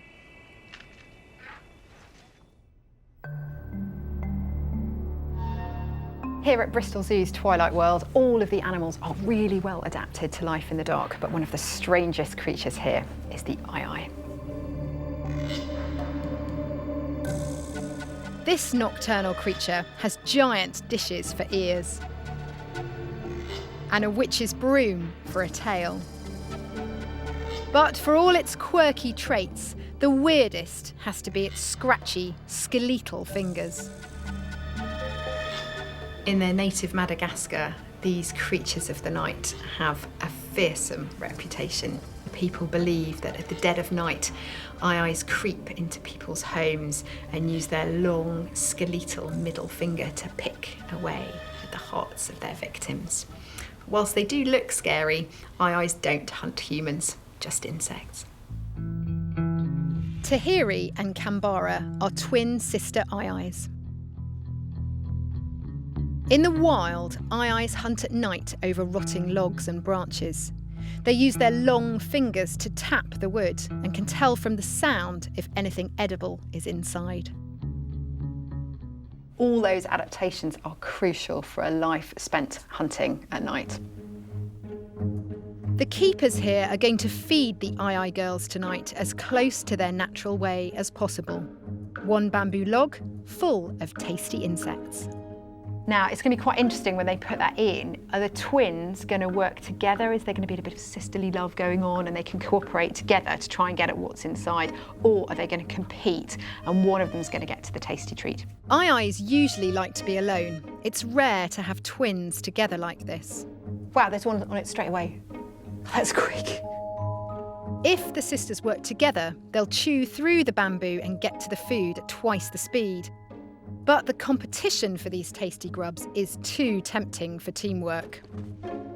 It's not long until a defensive nudge from one of them pushes the log onto the floor and out of reach of them both. If the girls can't work together, they may both have to go without.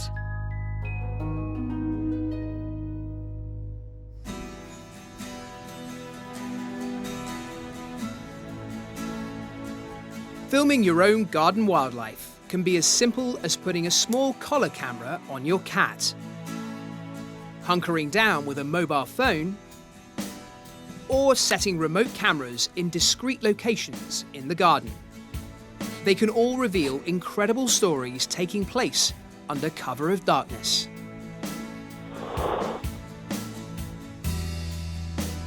Some people go much further to get the perfect view. And it can become an obsession, as Miranda found out in a back garden in Yorkshire. This is a wildlife garden to die for. Everywhere you look, there are mini film sets designed to attract in animals and make them feel safe and secure. So this entire area has been devoted to stoats. The log pile here gives them places to tunnel and burrow in. There's water for them to play in. There are cameras set up to capture all the action that goes on. There are nest boxes and feeding stations and even a maze for the stoats to play in. Somebody has clearly had quite a lot of fun here. It's a very elaborate and high-tech setup.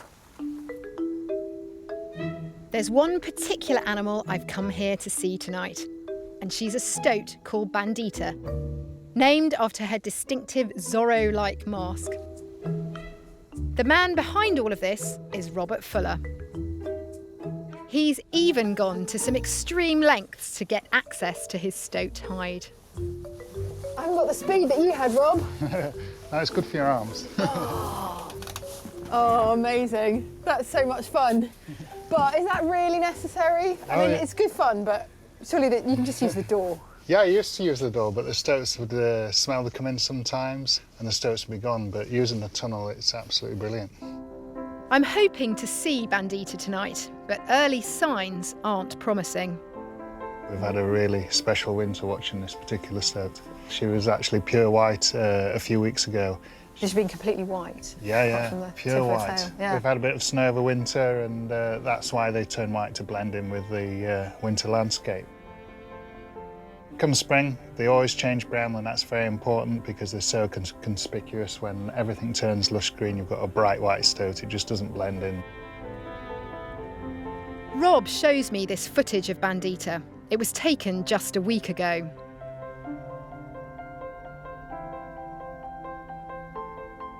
He hasn't seen her for a few days now and is worried.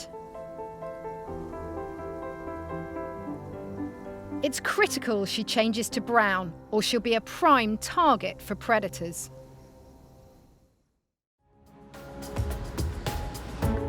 We've got an amazing opportunity to see Britain's nighttime wildlife as never before, using new technology.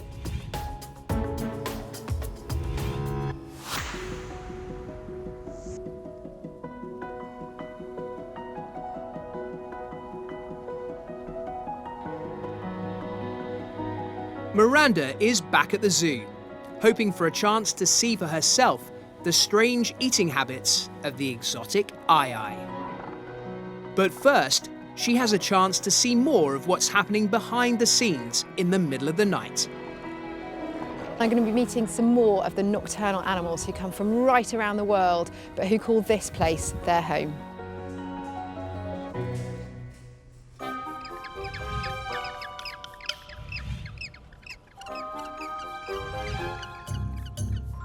These charming little fellas are African penguins, and it is breeding season for them at the moment. So each of the pairs here will have laid an egg in the nest boxes.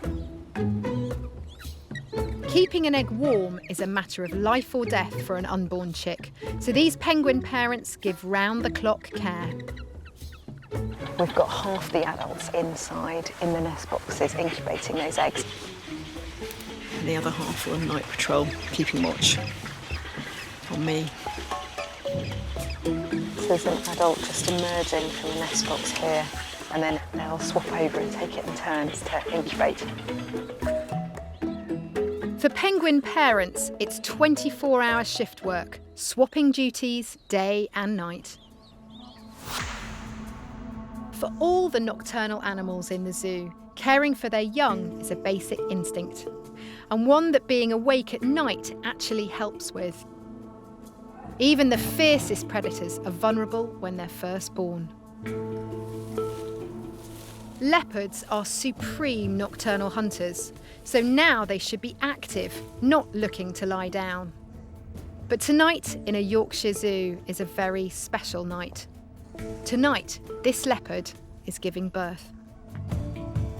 Many animals prefer to have their babies under the cover of darkness. It's safer for the vulnerable young. There are only 80 of this critically endangered species left in the wild, so even one cub is a success. But she's not finished. Soon, there are 3 new Amur leopards. Our leopard will be staying up, cleaning her precious cubs and feeding them milk.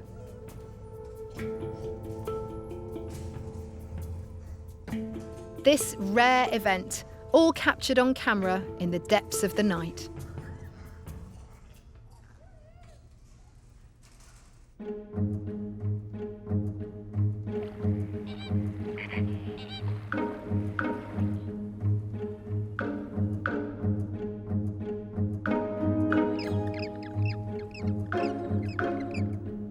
Back in Bristol, I've been keeping an eye on the aye-ayes. Their elongated fingers are perfectly formed to winkle food out of seemingly impossible places. Earlier, we set twin sister aye-ayes, Tahiri and Kambara, a challenge. Keeper Paige has hidden insects and grubs in a log. Wow, there's one on it straight away. That's quick. We wanted to see if these notorious loners could work together. But we got our answer pretty quickly. And it's a no.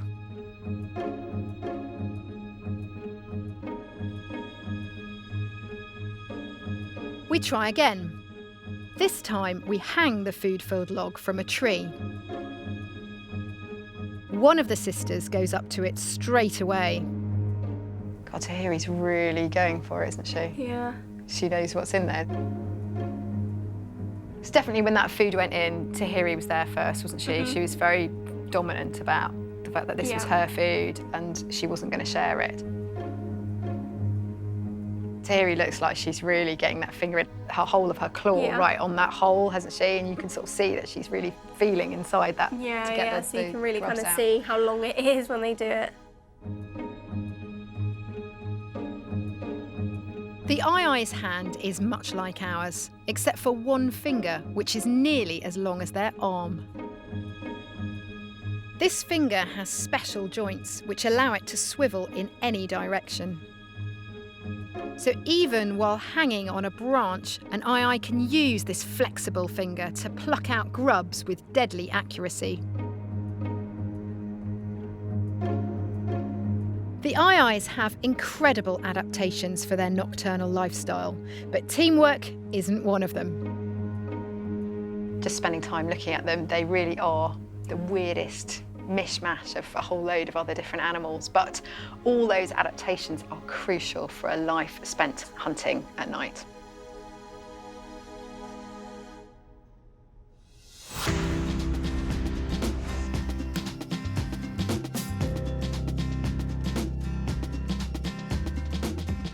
No British night is ever truly silent. If you listen carefully, you may well hear the calls of animals off in the darkness, including owls. Our most common species is the Tawny, and across the country, from parks to gardens, they can be heard twit-wooing and out looking for places to nest. In the Midlands, Philippa caught up with a pair of Tawnies looking to hold on to some prime real estate. Back in our back garden in Worcestershire, Kate has rigged a nesting box that's become a battleground. It's the perfect place to bring up young, so every animal is after it. With Kate's cameras, Philippa can spend the night in comfort, watching what's going on inside the box as it happens. Currently, it's occupied by a tawny owl. So this is the second year she's nested here in this nest box. They sleep during the day and head out hunting at night, but this tawny owl is going nowhere this evening. She's expecting. Oh, look, you can see the eggs. Yeah, look, look, look, look, look. There we go. She might look content now, but last year it was a real battle to get her nest box. First, the grey squirrels occupied the box. They were restless and often resorted to fighting.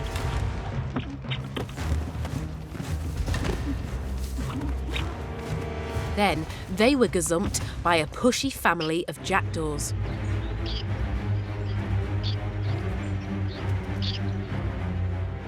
When our Tawny was looking to lay her eggs, she was having none of it.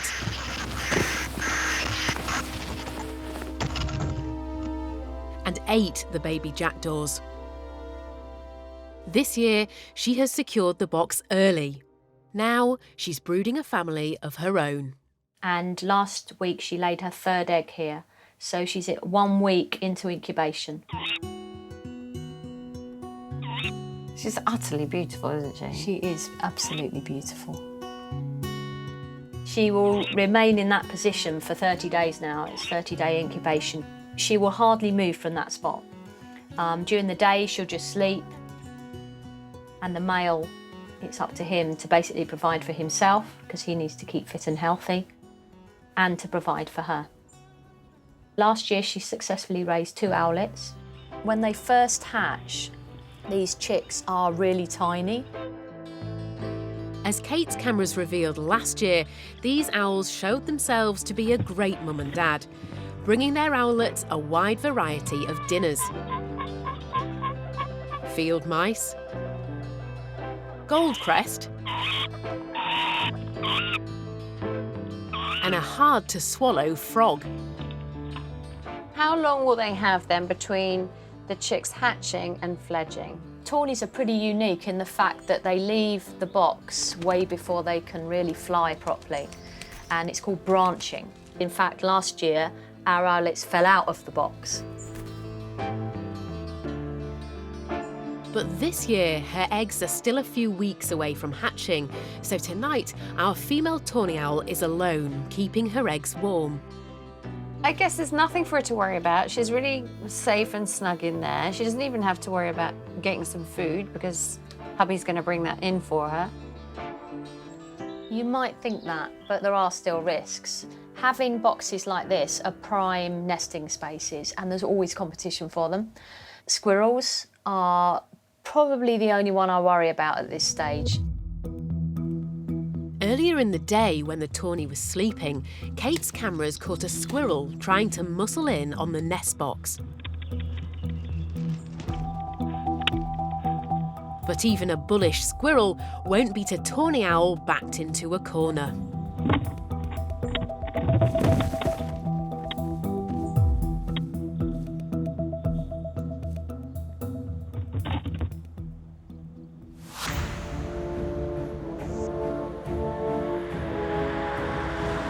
Earlier on, Miranda got a chance to spend time with some wolves in the West Country. I've been following a wolf pack in Devon as they worked out their hierarchy struggles and watched as young wolf Sting tried to deal with being excluded. And I hoped Sting would be welcomed back into the gang.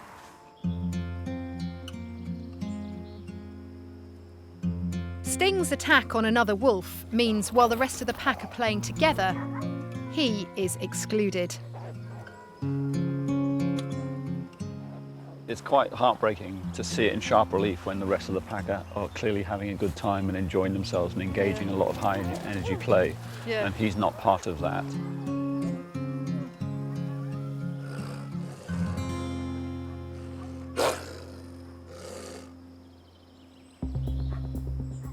So, it's time to put our plan into action. In the wild, wolves hunt as a pack, following scent trails. Hopefully, by setting them a task which mimics what they do in the wild, we can encourage them to band together, bringing Sting back into the pack. Earlier in the day, in another section of the enclosure, we laid a scent trail to a stash of fish. And now, at night, it's time for the wolves to hunt. We hope they'll work together to find the food and forget their differences. Obviously, it's really dark in there, so George and I are going to be watching the behaviour on this specialist low light level camera here, and this is really exciting because they've never done anything like this before. The wolves are released into the fish-filled enclosure. They look really ghostly, don't they? Yeah. One thing seeing them in the daylight, but at night, oh wow. In the wild, wolves work together as a team, sniffing the ground for scent trails, which could lead them to potential prey. One of the females has locked onto the scent. It's hard to conceive of how detailed and complex a wolf's sense of smell is. It is probably as complex as sight is for a human. They're using their extraordinary sense of smell and very quickly find the fish. We've appealed to their wild side, but George's plan doesn't seem to have worked. Sting has stayed in the other enclosure. But as dawn approaches and the rain sets in, I see something unexpected. Is one of those Sting? One of them is Sting, yes. Well, it's amazing, isn't it? It seems missing out on a fish supper is punishment enough for Sting. Well, that one looks nice and relaxed, all of a sudden. When we started this evening, Sting was very much at the bottom of the pile. Yeah. And moments ago, he was, relaxing with the rest of the pack. The pack seem to know they're stronger together and put the past behind them. And I have to say, that's the most incredible way to spend an entire night just watching a pack of wolves.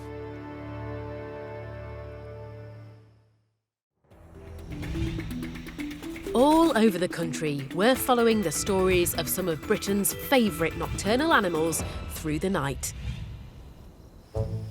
In one back garden in Worcestershire, wildlife enthusiast Kate has recently built a giant underground badger set. She took Philippa to see one of the young badgers who now call this back garden home. The badger left after a few minutes, but the show's not over, because even underground, Kate's got eyes on these badgers. Back at the house, cameras stream footage from her set to the computer. Oh, there we go. Look. So who is this? This looks like one of our youngsters. See, quite a rounded body. Right. Oh, beautiful. What a poser. Right. The set initially lay empty, but after a few months, Kate's cameras finally caught a pair of badgers sniffing around.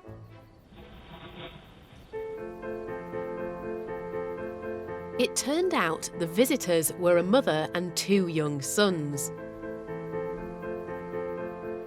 Once the badgers looked interested, Kate put out straw as fresh bedding to encourage them to settle in fully.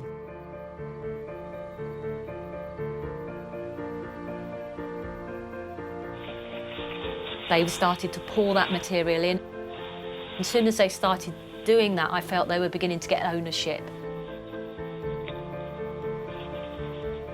I love the way that they scoop it all up with their front legs into like a ball between their chin and their front legs, and then they scoop it into their middles, and then they sort of arch their back and go backwards. And what is amazing, they always go straight back into the hole. Yeah. Like they've got reversing Didn't even camera. look behind. I know. It was only when the nesting material Kate left out was taken in that she knew all her hard work building the set had paid off. And she got to see the intimate lives of badgers underground. So how old was he there then? I think about 6, 7 months here. She's not getting up for anyone. No, she's dead to the world.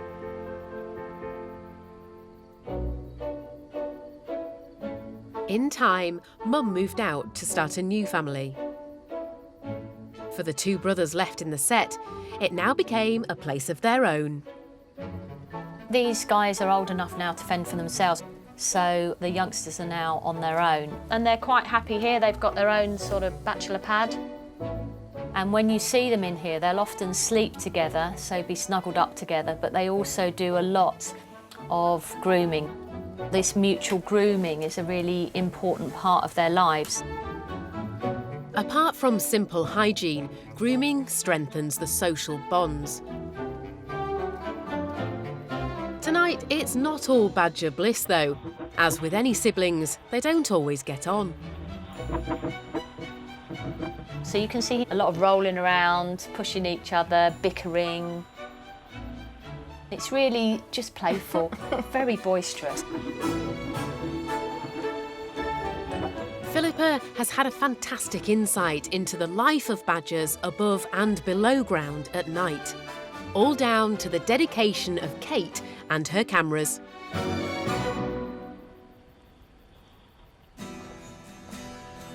I'm in Yorkshire, trying to catch sight of a stoat called Bandita. Earlier, Rob showed me footage from a few weeks ago.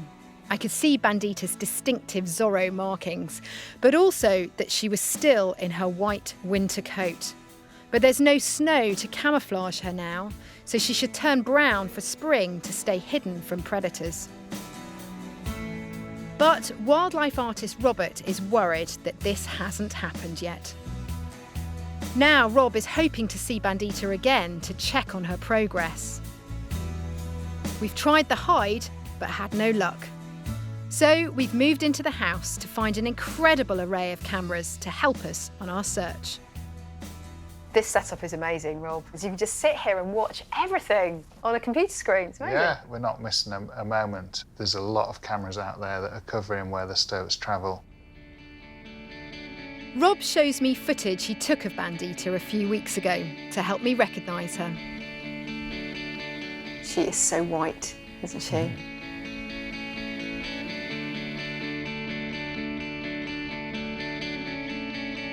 But tonight there's still no sign of Bandita.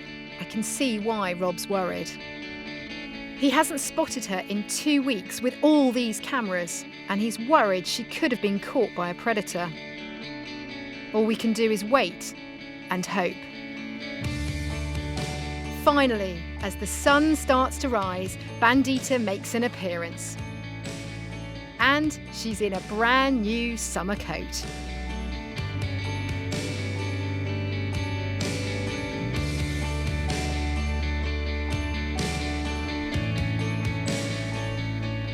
It's been a great evening, and it's always a rare treat to see an animal that's as elusive as a stoat.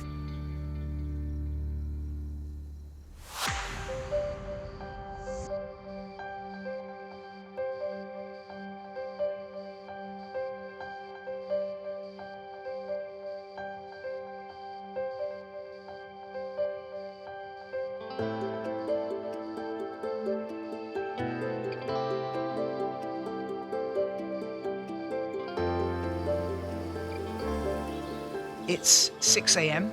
The dawn chorus is in full voice and the sky is getting lighter by the second. For me and for the nocturnal animals, our night has come to an end, but for the rest of the zoo, the day is just about to begin. The hidden world of what goes on through the night is just unbelievable if we only stuck around to watch.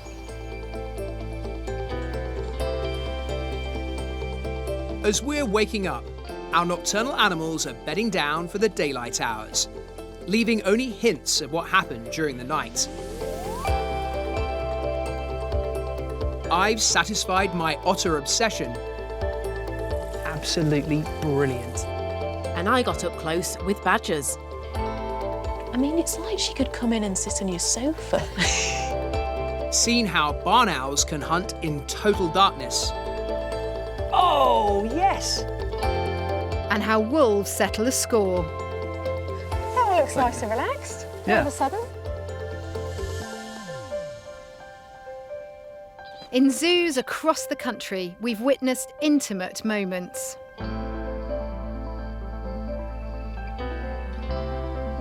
And amazing ways animals adapt to a life at night.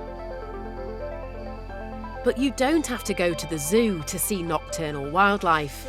It's happening in backyard Britain, right outside our windows. That's amazing. On our patios and in our gardens. There's so much going on if we only look. So next time you're thinking of diving under the duvet, draw back your curtains. You never know what you might see.